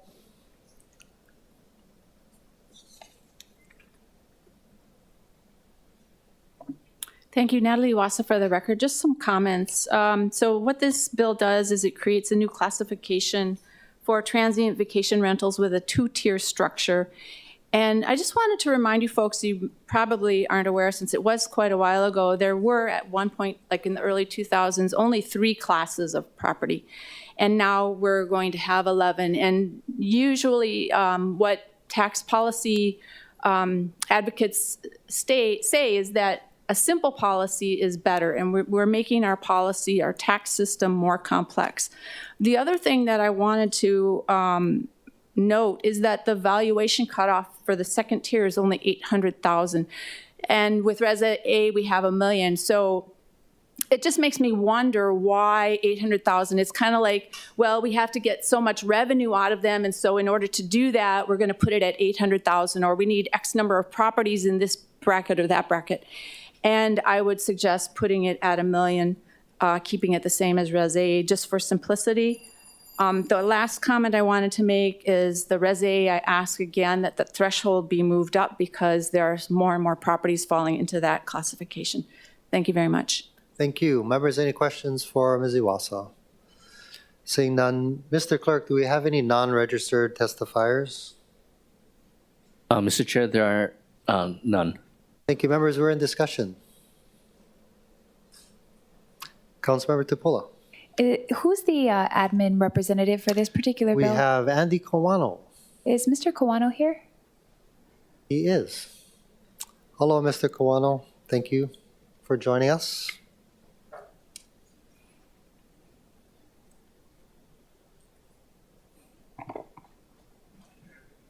Good afternoon, Chair Waters, Vice Chair Kiana, Budget Chair Cordero, Council members, Andy Kawano, Director of Budget and Fiscal Services. Hi, Director. Thank you for being here. Just for public clarification, this is just building the brackets. We're not setting the rates right now. And I think a prior conversation with a different city council, we had talked about the need for TVUs to have their own classification aside from B&Bs, with TVUs being not with the owner on property and B&Bs being with the owner on property and renting a portion, correct? Correct. So my question is actually about the Res A. I do think that we all discussed this. I just want to know, just yes or no, is the administration in favor of raising the residential valuation rate? I think we should look at it. I think the number we talked about was 1.4. So if you guys can kind of decide or think on it, because I do think if we are going to touch this, we should all just decide on what the number is. And if this bill continues, to pass, that should be incorporated into that. Because I think either way, we had all discussed something needed to change. So can the administration come forward with the amount that would be suggested? Oh boy, we're in second reading, right? Yeah. You don't have to come forward today. Okay. Yeah. No, We're in third reading. Okay. Oh, is this third reading? Yeah, so that's what I was, yeah. Did not see that. Okay, well, not to say we can't amend things later, but I definitely think that we never heard a final from the admin on exactly what the amount was. We tossed around the 1.4 idea. I think it was 1.3. I think Budget Chair Cordero introduced a bill. I think it was 1.3. And Okay. I think the issues centered around coming up with a rate structure, because we had discussion on that on the side, but we can look at it again under separate bill. Sounds good. Yeah, understood. And I'm sure she'll chime in on that. Thank you, Chair. Thank you, Councilmember Tolba. Thank you, Chair. Followed by Councilmember Kiaina, then Councilmember Cordero. Morning, Director. Based on the current numbers of TVUs, how many would fall into Tier 1 and how many would fall into Tier 2? So currently, we're still working on analyzing, who registers, and we're still very early on. So there's the last check we did, we were just over 900, but we're cleaning the data up. I think at 800,000, roughly 75% of the parcels were under the threshold, and then above 800,000, about 25%. Thank you, Director. Thank you, Chair. Councilmember Kiaina. Thank you. Mahalo, Chair Cordero on the Budget Committee for your thoughtful discussion on Bill 4. The addition of the new property tax classification for transient vacation units will allow us to set specific rates for property owners who use their properties for commercial purposes as TVUs, but may not have the same benefits as hotels. The measure will also ensure that all B&Bs are classified as B&Bs and all TVUs are classified as TVUs, regardless if the unit has a non-conforming use certificate, creating parity amongst like uses. I look forward to working with the Budget Chair on the actual implementation of the rates, because we're just authorizing the classification now, and we still need to determine the rates for the two tiers. Thank you. Thank you. Thank you. Councilmember Cordero? Anybody else wishing to ask Mr. Kawano a question, or we are in discussion, members? Thank you, Director. Thank you. Roll call, Mr. Clerk. Councilmember Cordero? Aye. Councilmember Dos Santos Tam? Aye. Councilmember Kiaina? Aye. Councilmember Okimoto? Aye. Councilmember Say? Aye. Councilmember Talba? Aye. Councilmember Tupola? Aye. Councilmember Wire? Aye. Chair Waters? Aye. Mr. Chair, there are 9 ayes. Thank you. CR 38 has been adopted, and Bill 4, 2022, CD2 has passed third reading. From the Committee on Executive Matters and Legal Affairs, Councilmember Dos Santos Tam. Chair, I move that Committee Report 51 be adopted and Bill 1 pass third reading. Second. It's been moved and seconded. Councilmember Dos Santos Tam for the explanation. Chair, this relates to reporting requirements and directs the Office of Council Services to prepare a consolidated table of reporting requirements found in the revised ordinances of Honolulu 2021 and to insert the table in the revised ordinances of Honolulu 2021. Thank you very much. Mr. Clerk, do we have any registered or unregistered testifiers? Mr. Chair, we have neither. Thank you, members. We are in discussion. Councilmember Dos Santos Tam. Chair, I thank you for your staff's help in working on this as well as Bill 5. These are both intended to be housekeeping measures that just clarify what the various reporting requirements of the agencies are, as well as the clerk, to make sure that we're on top of all of these reports that we are supposed to get from the administration, from the various boards and commissions. And I think this will really help us to improve transparency. So thank you. Thank you. Members, any further discussion? Seeing none, roll call, Mr. Clerk. Councilmember Cordero? Aye. Councilmember Dos Santos Tam? Aye. Councilmember Kia Aina? Councilmember Okimoto? Aye. Councilmember Say? Aye. Councilmember Talba? Aye. Councilmember Tupola? Aye. Councilmember Wire? Aye. Chair Waters? Aye. Mr. Chair, there are 9 ayes. Thank you. CR 51 has been adopted and Bill 1 has passed third reading. Now to the top of page 11, Councilmember Dos Santos Tam. Chair, I move that Committee Report 50 be adopted and Bill 57 of 2022, CD2, as amended, pass third reading. Second. It's been moved and seconded. Councilmember Dos Santos Tam for the explanation. Chair, this relates to the public carry of firearms, specifically defining those sensitive locations within the city and county of Honolulu where the carrying of firearms is prohibited, consistent with an individual's Second Amendment right to bear arms, and the United States Supreme Court's ruling in New York State Rifle and Pistol Association Incorporated versus Bruin, 142, Supreme Court 2111 of 2022.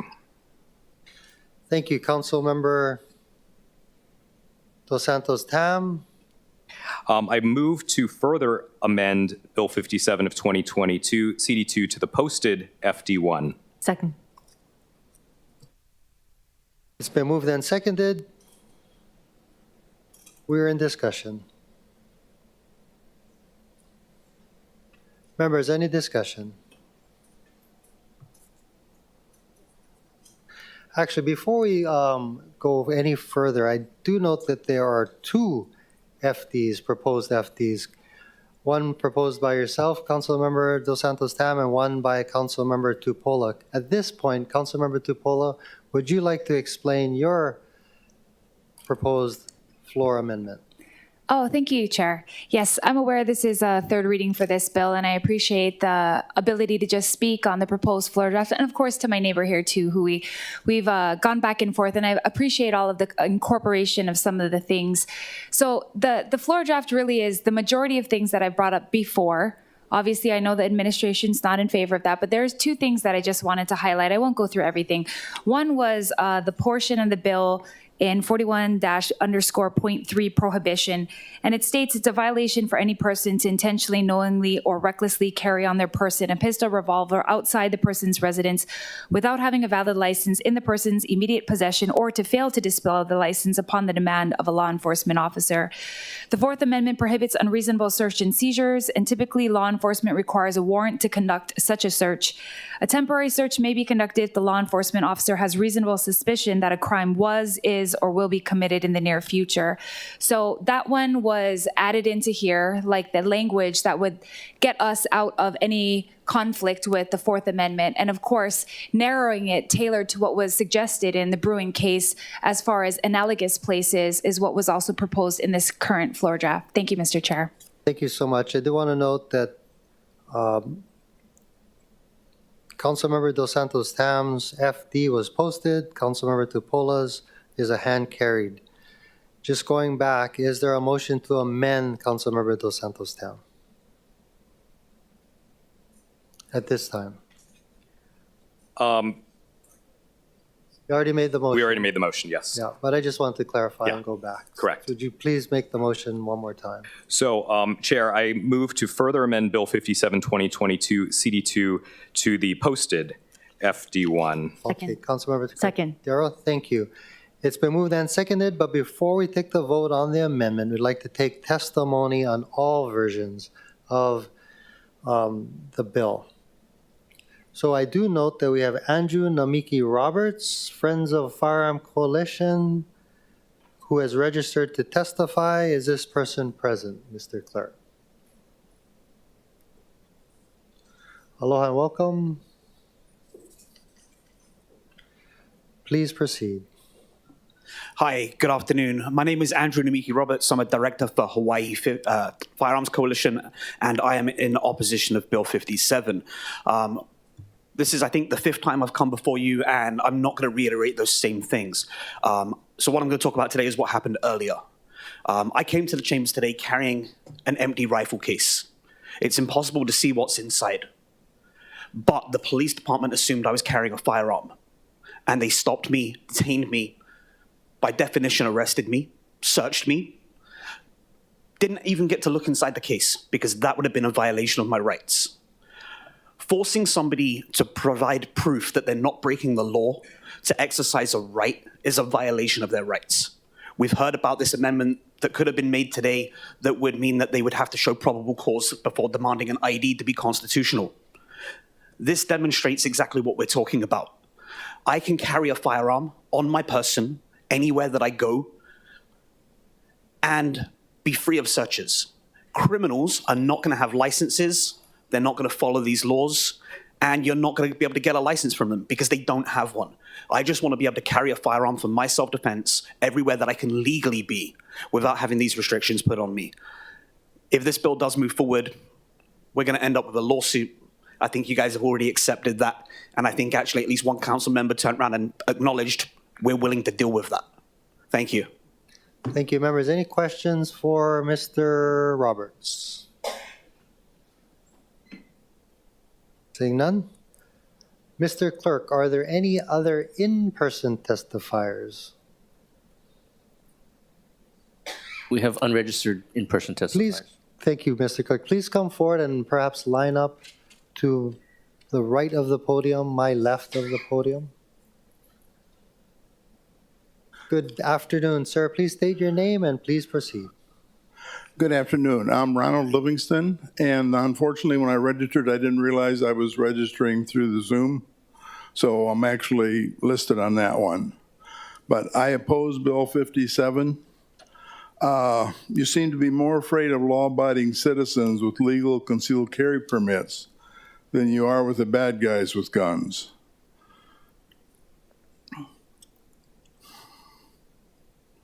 I have read that crime rate committed by people with concealed carry permit is around 0.02%.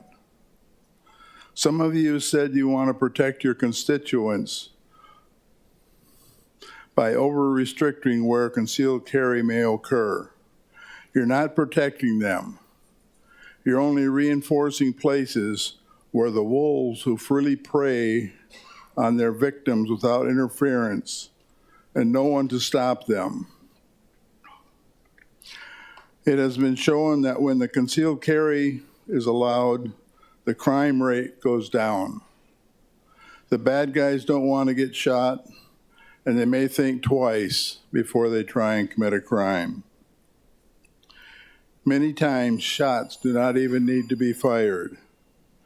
It is very seldom made the news, but between 1 to 2 million occurrences happen every year where a firearm is used by a private citizen to stop a crime, and there again, a lot of times shots are not even fired. And what about public transportation? Don't you think they need and deserve more protection? How many muggings, beatings, robberies, and shootings have happened at bus stops? Too many. Let us law-abiding citizens help the police because they can't be everywhere. We want to help this island be safe. This is why we have fought for so long for this opportunity to conceal carry.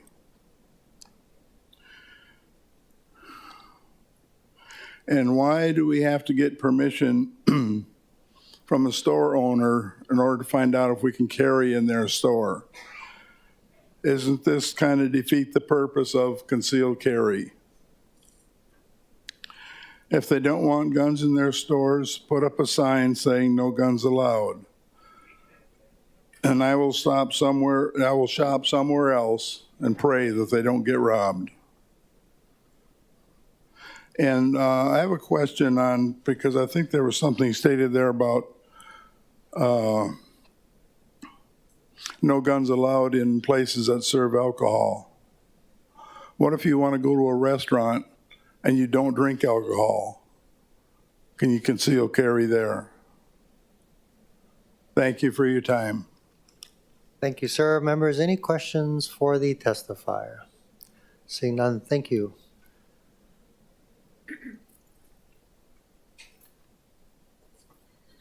Aloha, I'm Melissa Pavlicek. I grew up in Maui. I moved to Oahu in 1982, and I represent Everytown for Gun Safety. I know that Sarah Sumadi from Everytown is online to testify on behalf of the organization. I would like to submit some personal testimony as an individual. The Domestic Violence Action Center helped me to help remove my mom from a domestic violence situation 20 years ago. I never spoke about it publicly before 2 months ago when Domestic Violence Action Center invited me to tell my story in front of hundreds of people. And that in and of itself was a traumatic experience, but it has freed me to be able to tell my mom's story. We lived under the threat of gun violence for a long time. The thought of being in a school or a shopping center or a stadium. As a former University of Hawaii cheerleader, I know that the Aloha Stadium is not going to be used anymore, but any place where there are large crowds, having people with legal concealed carry is very terrifying to me. I support Councilmember Dos Santos Tam's floor draft. I've worked on this issue not only because I work with Everytown for Gun Safety, because I believe in it very personally and deeply, and I ask for you to support this bill. Thank you very much. Thank you, members. Any questions for Ms. Pavlicek? Seeing none, thank you. Next, sir, please make your way to the podium and state your name for the record. Aloha, my name is Ryan Tinahero, and I stand on my written testimony in opposition to the original proposed Bill 57 in its CD2. Council members, as you always repeat in your legislative intent, your interest is public safety. I urge that you enhance public safety by not taking away every private citizen's ability to protect themselves while out in public. For the council members that intend to vote yes, I just wanted to remind you that you don't have any public support on this measure. When you count from November 2022 to today, of all the support, you're only at 310. That is 310 supporters. Meanwhile, in opposition, you have 913 members of the public opposed. The support isn't there in any data points. Speaking of data point, this is a crime map showing the island of Oahu. This is available on HPD's website. You could just go on HPD's website, go to crime map, and then you can see all of these crimes happening everywhere. We have a very unsafe and unsound Waikiki and unsafe and unsound Oahu. Before you vote yes, I wanted to have you take a look at all these icons and know that all these members of the public are being adversely affected, and this will continue even in a gun-free society, so to speak. If you have any questions, I'm available to answer them. Thank you for your time. Thank you. Members, any questions for the testifier? Seeing none, thank you. Mr. Manaku, aloha, welcome. James K. Manaku, senior concerned parent, grandparent, great-grandparent. You know, the only thing about America that I'm concerned about is their Constitution. Yeah? It's one-sided. And I'm not anti-American. Please don't think that way. But I'm concerned about their Constitution. They came here with guns, put our queen into a room for 8 months, and said, wow, it's all right. Yeah, and now today, they're trying to arm themselves. What are they doing? This is Hawaii. You don't see us guys going to the stadiums or into schools or churches and shoot up people. We don't do that. Yet, here, these people here want to arm themselves. What's wrong? You don't see the Hawaiians saying, hey, we want to put guns in our hands so that we can shoot everybody. In Hawaii, we use our fists. Yeah? You don't see nobody dying. So please, I mean, let's use their constitution. You know what was guns for? It was to protect themselves against the people that they lived with before. I mean, read their history. That's what guns was for. It was for them to arm themselves with rifles, so when the English came up to America, or what they called America, they could defend themselves. That's what guns were for. To defend themselves against their owners, basically. I had history. I got kicked out of school, gang. But I studied history. So if we're going to go to a constitution, then let's go with the Constitution. It says to protect people. Yeah? Not to take them hostage. Thank you. Thank you.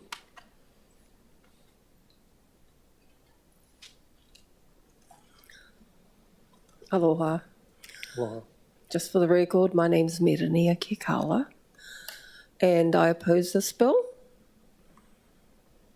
As a homeowner, I want the right to carry and conceal and, of course, to have a weapon in my home, especially for unauthorized invasions. Also, as the previous testifier said, you know, it's a constitutional right. It's also to stop the onslaught of huge government coming in, confiscating all weapons practically, or shutting you down as a gun owner, and imposing laws that are anti-constitutional and against the welfare and benefit of the public. So yes, I oppose this bill. Thank you. Thank you. Hi, my name is Charlotte Tevis, and I'm a student, part of Students Demand Action, which is a gun violence prevention organization. And I'm asking to support this bill, with especially an uproar and mass shootings. Designating sensitive spaces like schools to keep my generation safe is really important, and I just really think that this bill could do that. So thank you for your time. Thank you. Is there anybody else who'd like to testify in person? Thank you. Mr. Clerk, let's turn to remote testifiers. I do see various people's hands up, but do we have any? Let's start with registered remote testifiers.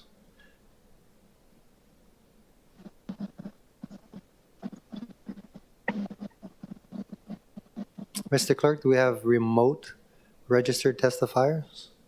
Yes, we do. Mr. Marcus Tanaka. I'm sorry, could you say the name louder? Mr. Marcus Tanaka, I believe you just logged in. Thank you, Mr. Tanaka. Please proceed.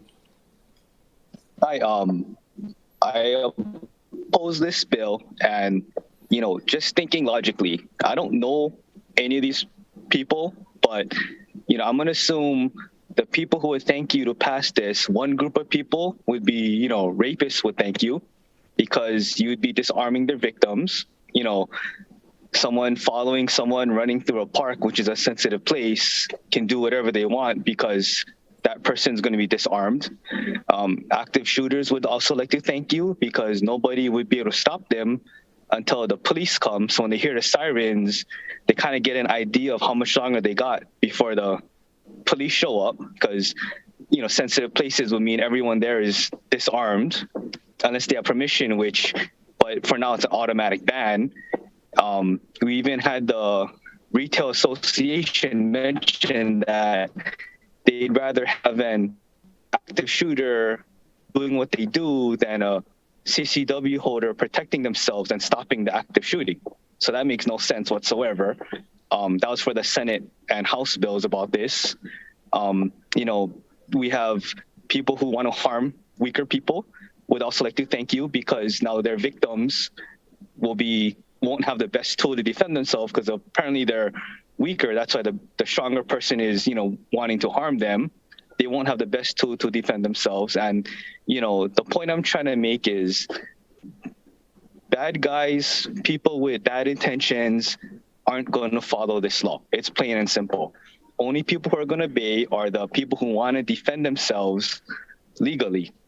And we've already gone through all these hoops to conceal carry. This is the first time mass CCW permits have been issued in generations because of the Bruin ruling. And now you're saying, we don't care what the Supreme Court says. We're going to pass what we feel we want to do. And basically, we're going to see you in court. And that's where it's going to end up. Thank you. Thank you. Mr. Clerk, any other registered testifiers remote?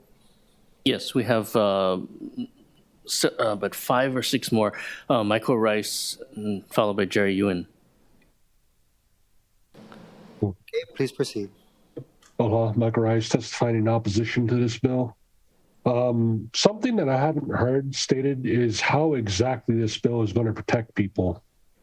All it does is, make it illegal to carry in a certain concealed weapon in one of these proposed sensitive places. No, there's no requirement for security to search people for firearms before going into these places, and there's no reason. There's no metal detectors or any other thing. So, if I'm carrying a gun hidden on my person, you're not going to know I have it. There is no way you will know until after the fact if I pull it out and you have to use it. So this bill does absolutely nothing to actually protect people, with the exception of people who will follow the law to begin with, who still respect or fear rule of law, which quite honestly, in the past few years, I've seen less and less reason to do either. As I said, the bill just stops or just says, oh, you can't do this. It doesn't do anything else. There's already guys carrying guns illegally. There will be more people who carry guns illegally after this, and they will not have gone through the training we have gone through to know that, oh, hey, yeah, that guy's robbing a store. I can't just shoot him in the back of the head because he's just, grabbing stuff off the shelves. Or, hey, yeah, this guy's giving me stink eye. No, I can't just shoot him because I feel threatened. My life actually has to be in danger for me to not only use my firearm, but to even expose it. And again, the lawsuits.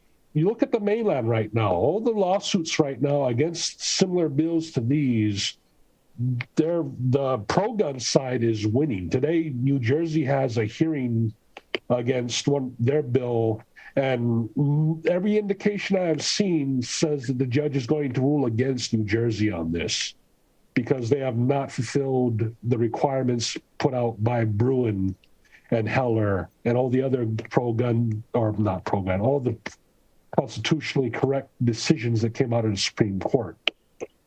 All these groups have had a head start on you. I can guarantee you the city's lawyers will not have relevant law to say, oh, yes, this is constitutional. They won't. Even the ones on the mainland who I said have had a head start, they've only come up with like, oh, you can't have a trap shotgun. Or not even you can't have a trap shotgun. It's just you can't use a trap shotgun on private property.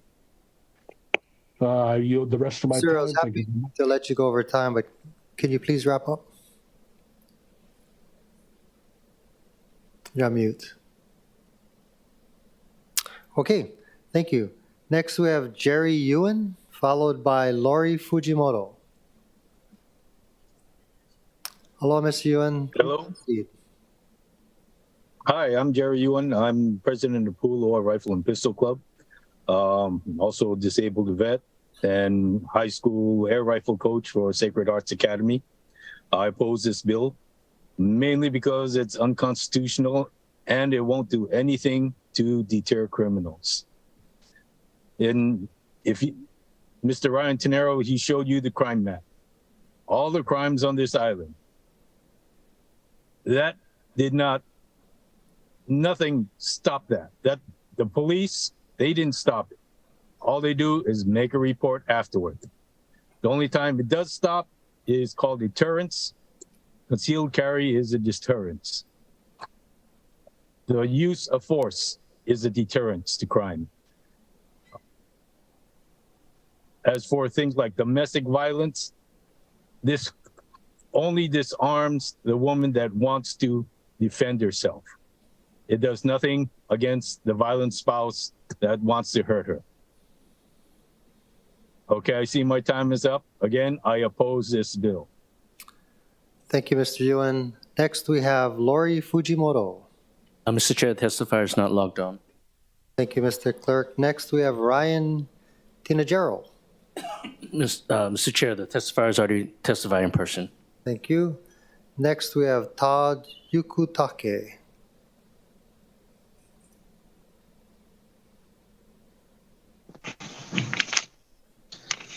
Aloha. Todd Yukutake. I'm opposed to Bill 57. I find it's unconstitutional and prevents good people from protecting themselves. Gives the wrong message to criminals. We're not going after you. We're going after your victims. The mayor wrote and is pushing this bill, which is blatantly unconstitutional. The city council is supposed to be a check on the mayor's abuse of power, not to go along with it.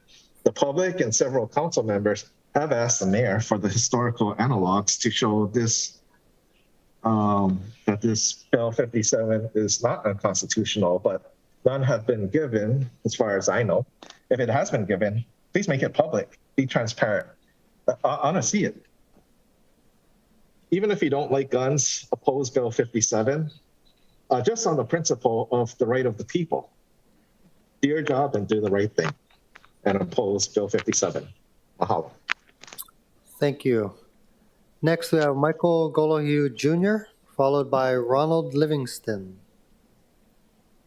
Good afternoon, Michael Golohue Jr. on behalf of the Stonewall Caucus of the Democratic Party of Hawaii. We stand in full support of this bill. I'm here to testify on behalf of those that can't testify, from those people of gun violence, the Pulse shooting, Uvalde. There is no such thing as a good guy with a gun for stopping a bad guy with a gun. The documentation is just not there. Putting more guns on our streets will not make us safer. If you look at those gun-palooza states like Texas and Florida, they do have more gun violence per capita than we do because they have more guns on their streets. We have the lowest gun violence in the country per capita. It's because we have such strong gun laws that a majority of the people that are testifying against this bill today have historically been against these strong gun control laws. So we ask that you pass this bill, and make no mistake, the reason that we have to be here today is because there are people that lied, perjured themselves to get on the Supreme Court to help overturn such our gun laws. Mahalo for this time. Have a good day. Thank you. Next, we have Ron Livingston. Mr. Chair, the testifiers already testified in person. Thank you, Mr. Livingston. Is there anybody else remotely who'd like to testify? I do see a number of people with their hands raised. Mr. Clerk, can you please call them one at a time? Sure. First, we have Ms. Sarah Sunadi. Hi, I'm Sarah Sumadi, here in support of the latest version of Bill 57, proposed by Councilmember Dos Santos Tam, and I'm here on behalf of Everytown for Gun Safety and Moms Demand Action volunteers across Hawaii. Not only are the sensitive locations designated in the bill constitutional and prudent for public safety, they're also actually widely popular among residents of Hawaii. In a survey conducted last month of more than 600 registered voters across Oahu and the neighbor islands, 75% of residents supported prohibiting guns in businesses that are open to the public, like restaurants, hotels, and shopping malls, also crowded venues like stadiums and concert halls. In addition, the poll showed that over 90% of Hawaii residents supported prohibiting concealed carry of firearms in K through 12 schools, parks and playgrounds, places where alcohol is served, and government buildings like courts and libraries. 1 in 5 respondents was a gun owner, and notably a majority of gun owners supported all of these location restrictions as well. Thank you very much to the council for introducing the bill, and thanks for the opportunity to testify today. Thank you. Next testifier, Mr. Clerk. We have Senator Kurt Favela, followed by Angela Young. Hello, Mr. Favela. Thank you for waiting patiently. Please proceed. Thank you, Chair. My reasons to oppose this bill is because it's already a federal mandate, because it's protected by our Constitution. It's not that I want to go out and have a concealed carry. It takes a lot of responsibility. Hawaii, like previous speaker said, has the most strictest laws we have in the state. I'm not saying that even in the schools, you cannot carry guns in schools even though you get a concealed carry, because it already is a state law. So certain areas and sensitive areas that they're talking about, I mean, we're not a bunch of cowboys, but I'm not. I'm just saying we got to go through the facts that, you know, we're going to try to make laws upon laws upon laws, and then enforcing them at the time as we're going to enforce them. But then we're going to make law-abiding citizens who work hard, save a lot of money, go through all the training, buying all of these guns to be criminals. Now, nobody's stopping the criminals in this area. I mean, I know you don't know what criminals is carrying guns, but it seems like you wouldn't know who's carrying a concealed weapon unless they pull it out. But I'm just saying, I don't want to take away any rights anymore that we have to for the people, our council members, and I respect you guys' bill, and I respect law enforcement. But again, it's their right, and they fought the good fight, and they won the war. Sorry, I'm not using the word war. They won the fight, and I think they should deserve to have the constitutional rights protected. Thank you, Chair, and thank you, council members. Appreciate it. God bless. Thank you, Senator. Next testifier, Mr. Clerk. We have Angela Young. Good afternoon, Ms. Young. Please proceed. Aloha, Angela Melody Young, testifying in support. And so we're in America, and each citizen has the freedom to voice their concern, but that's why we vote and majority wins. So for just as much debate as there is for carrying, there should be consideration that there are also those who do not want to see any guns in the community. The carrying citizens' right to the Second Amendment does not cancel out the rights of those who do not want to see more guns in the community. Bill 57 is in alignment with the Constitution's preamble, which states in the United States of America, we have the right to domestic tranquility. What are examples of domestic tranquility? The nation tries to ensure domestic tranquility by creating peaceful environments to live in and establishing organizations like the National Guard and the FBI. The USA Patriot Act from 2021 is another example of domestic tranquility. This act was initiated to enforce law and to prevent terrorist attacks on the nations. So it can be reasonably concluded that with the words from the Constitution's preamble, Bill 57 ensures domestic tranquility in these sensitive places. Also, I think that the city's prosecuting attorney should be consulted, because there should be consideration to get to know the situations in which criminals are abusing guns, not the law-abiding citizens who carry, who may be fathers who are trying to protect, their family. The bill is not for those law-abiding citizens, but it's for the criminals, right? The criminals who abuse guns should be arrested, and this bill is for those criminals. So the city's prosecuting attorney addresses criminal law. There's one more piece of the puzzle missing, and that's why I think we should consult with the city's prosecuting attorney. Thank you for the opportunity to testify. Thank you. Mr. Clerk, next testifier. We have one final testifier logged in as Ingrid.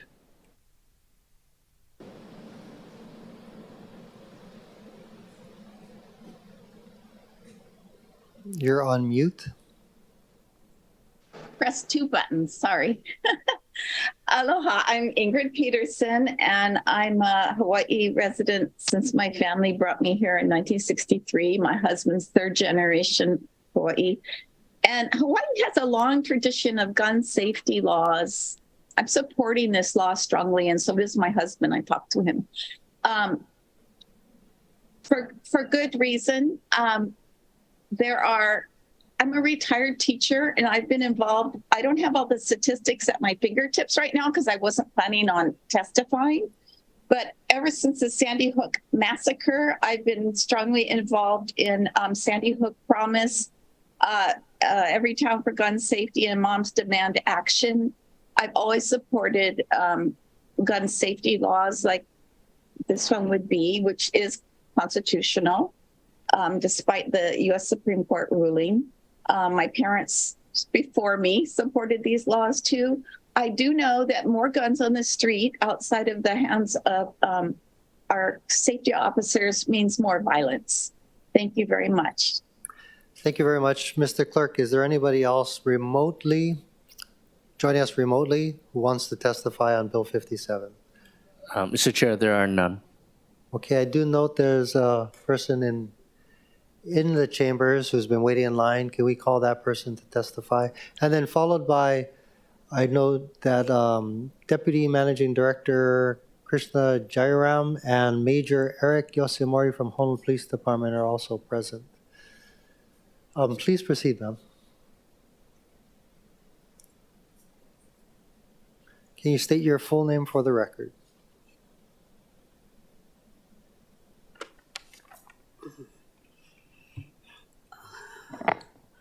Hello, Chair, Vice Chair, and the council members. My name is Louisa Kiabe, and we're all speaking on Bill 57. I disagree, only because, for one, I do not know how to use a firearm. And also, I don't have a registered license for it. But if it comes to where it's my life versus a person who's illegally withholding a firearm, then I must pursue the means to protect myself. Or if there's anyone in the public. I'm very thankful for our Honolulu Police Department and their rights to be armed, to protect our communities, to protect the people who are innocent. So I hold this up to you today, which is a parchment paper to what our Constitution is. And this book I also read to learn for myself and understand, what is truth, what is a lie. So for those people who's on the streets, living wherever about on this island, Oahu, who are holding a firearm, that's an attempt to my life. Whether I know it or not, whether my family is near or far, or my neighbors, friends and strangers. Thank you. Thank you. Anybody else wishing to testify, Mr. Clerk?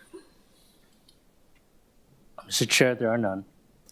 Thank you. Members, we do have Councilmember Dos Santos Tam's motion currently Chair, before could us. I make a motion as well? Correct. What I intend to do is go through first Councilmember Dos Santos Tam's motion, and then we'll go through yours. But absolutely, you can make your motion. So members, we're in discussion on Councilmember Tyler Dos Santos Tam's motion to amend.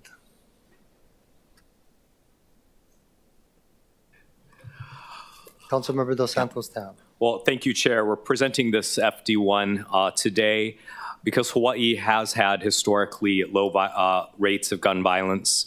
And over the course of the past 5 hearings, including today, we've had the opportunity to hear from members of the community as to what areas they feel are sensitive places, like schools and hospitals. We've also had the opportunity to hear from advocates on the Second Amendment side who have asked for clear rules that can be followed, clear delineation and clear signage requirements, which we've incorporated into the FD1. And so I'd like to ask my colleagues for their support for this FD1. I think it represents a good step forward to making sure that we keep gun violence down here in Hawaii. And, I think that this is a testament to how we've managed to move this process along, especially in the context of the shifting a judicial landscape around this issue. And I think that this represents a positive step forward. And so I ask for my colleagues' support on this measure. Thank you. Any further discussion on the current motion to amend? Councilmember Tupola. Chair, thank you. Respectfully, I'll be voting no. I do appreciate my neighbor's ability, and actually he's been very reasonable with incorporating some of our suggestions. I do still feel like there is a violation of the Second Amendment, the clear ruling of Bruin case giving us a narrowly defined area, and not just any specific sensitive place, but those with historical analogy. And lastly, for the Fourth Amendment, for the search and seizure, I do believe that that would help us if we actually address that so that this doesn't get challenged in court in that particular area. So for those reasons and others that I'll delineate in my proposal, I'll be voting no. Thank you. Thank you very much. Members, any further discussion? Councilmember Okimoto. Thank you, Chair. I was wondering if it's okay for me to ask a question to HPD. Is this the appropriate time or no, at a different perfect time? Timing. Okay. Do we have Major Eric Yosemori present today?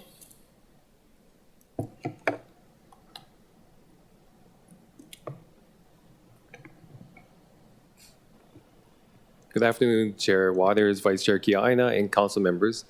Major Eric Yosemori, Records and Identification Division from the Honolulu Police Department. Thank you. Please Thank proceed. you. Thank you, Major. And I just have a quick question because we've talked a lot about this over the last several months, actually, couple months. This new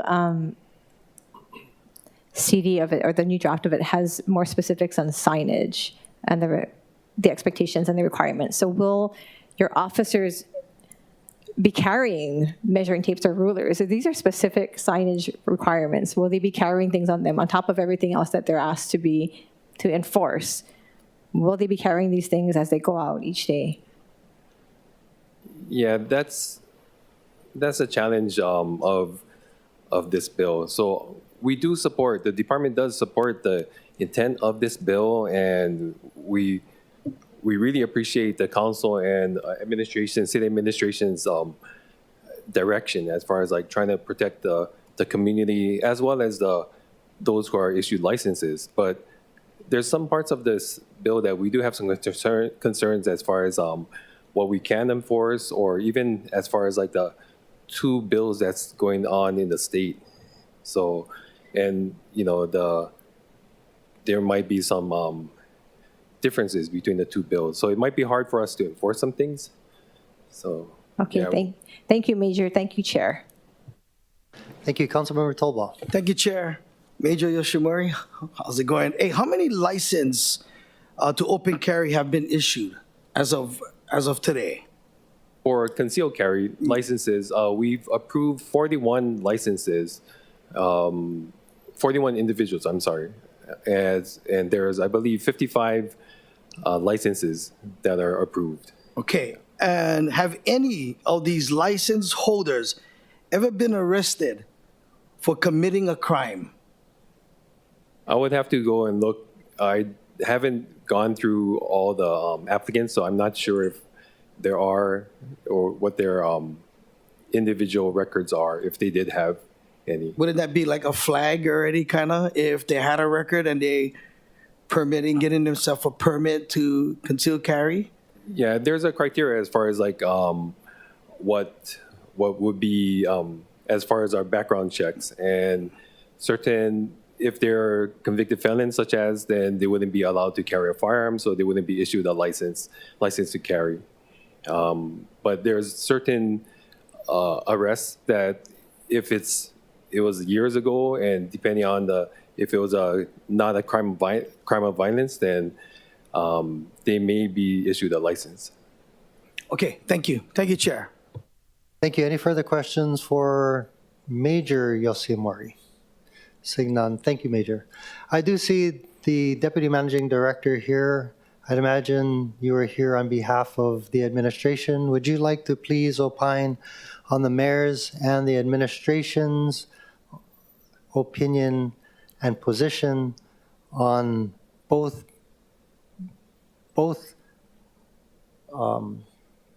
proposed FDs as well as the bill itself, Bill 57?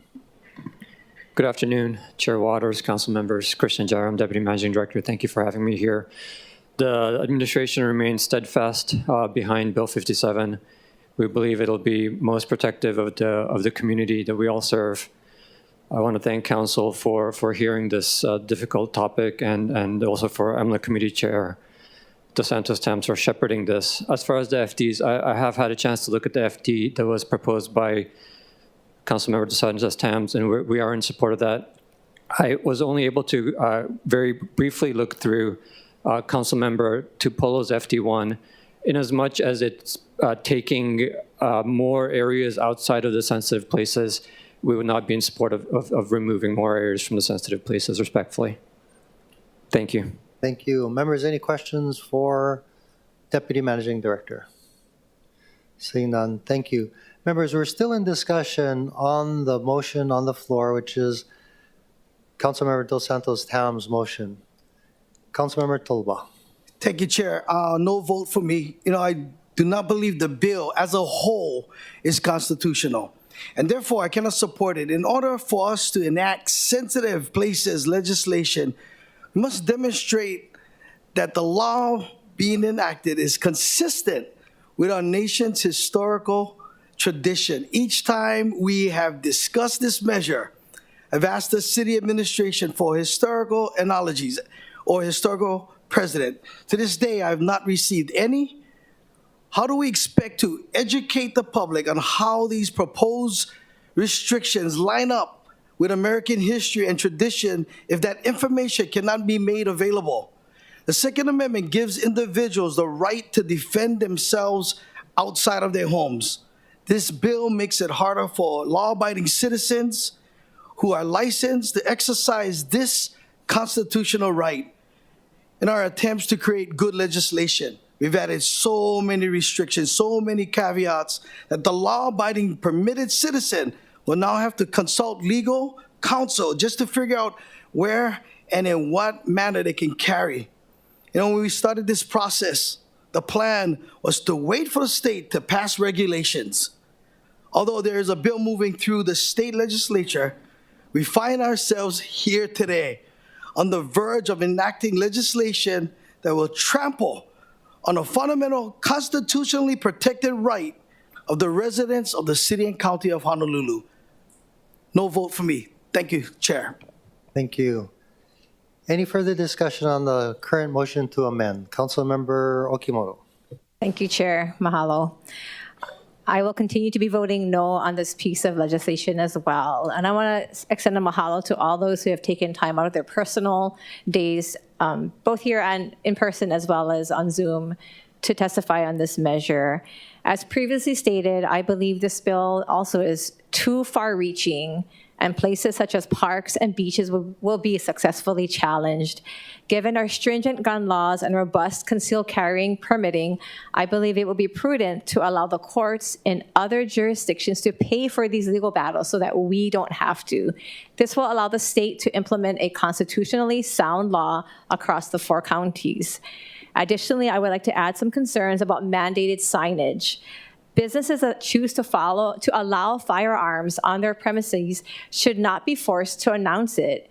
If businesses in general, anti-gun areas, decide to allow firearms on their premises and post the state-mandated sign to that effect, they may make themselves targets for boycotts, protests, or even vandalism. When a state forces businesses to adopt and announce such viewpoints, those businesses unnecessarily risk alienating customers and being subjected to retaliation by those who don't share their positions. Going forward, I do not believe government should compel people to engage in particular forms of expression against their will. By requiring businesses who wish to allow or don't mind concealed handguns on their premises to post a sign stating that they welcome firearms could do exactly that. For these reasons and the many reasons I have already previously stated in previous hearings, I am in continued opposition to this bill. Mahalo, Chair. Thank you very much. Any further discussion, members, on the motion to amend? Seeing none, noting the objections of Council members Tupola, Okimoto, and Tolba, are there any other objections or reservations?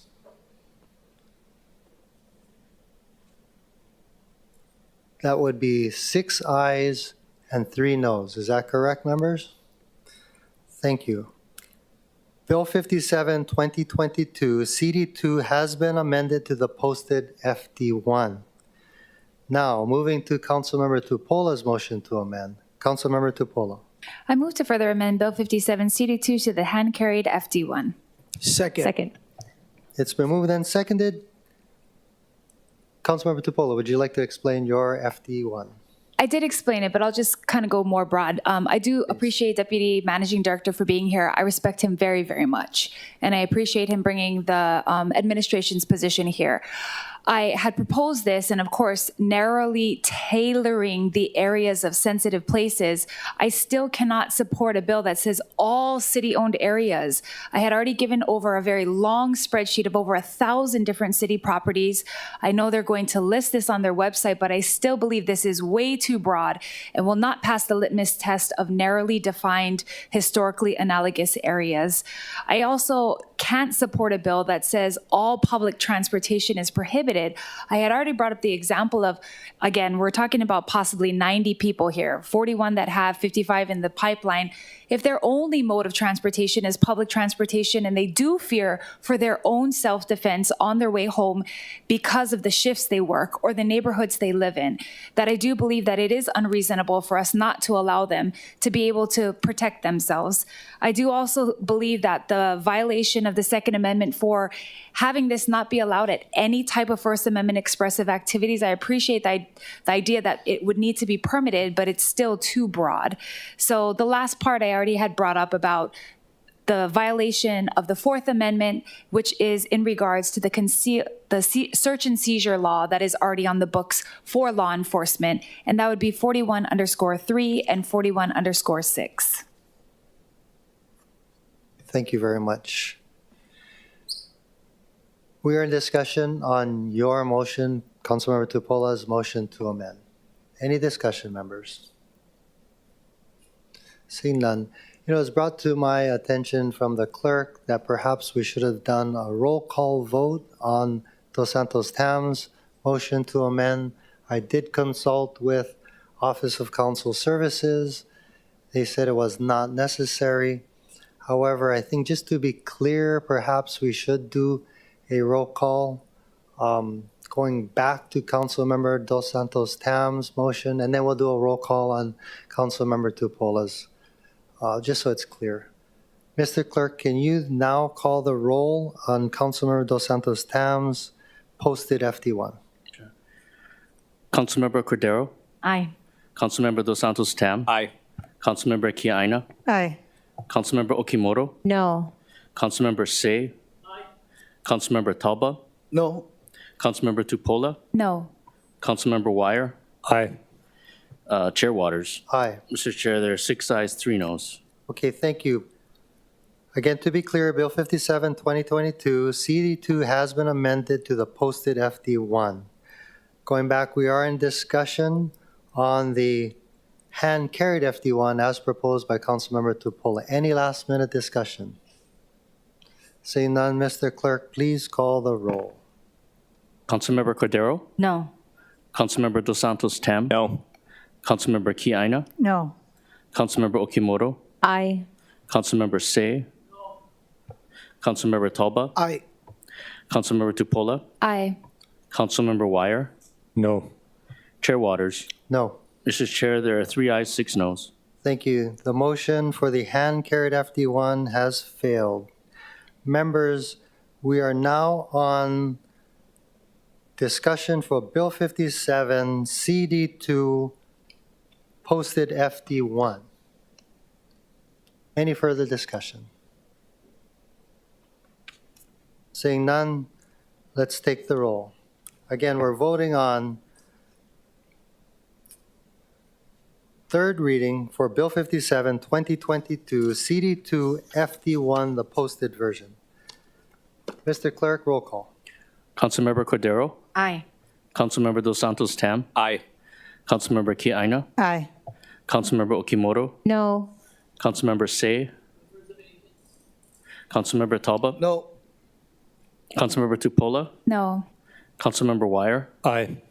Chair Waters? Aye. Mr. Chair, there's 6 ayes, 3 noes. Thank you. CR 50 has been adopted, and Bill 57, 2022, CD2, FD1 has passed third reading. Members, we are on the top of page 12. Page 12 through page 19 are first reading measures. It is now 1 o'clock. I propose we take a 45-minute break for lunch, and we come back at 1:45. Is that amenable? I concur. We're expecting a lot of dialogue in Bill 19. I agree. Okay, members, we are in recess until 1:45.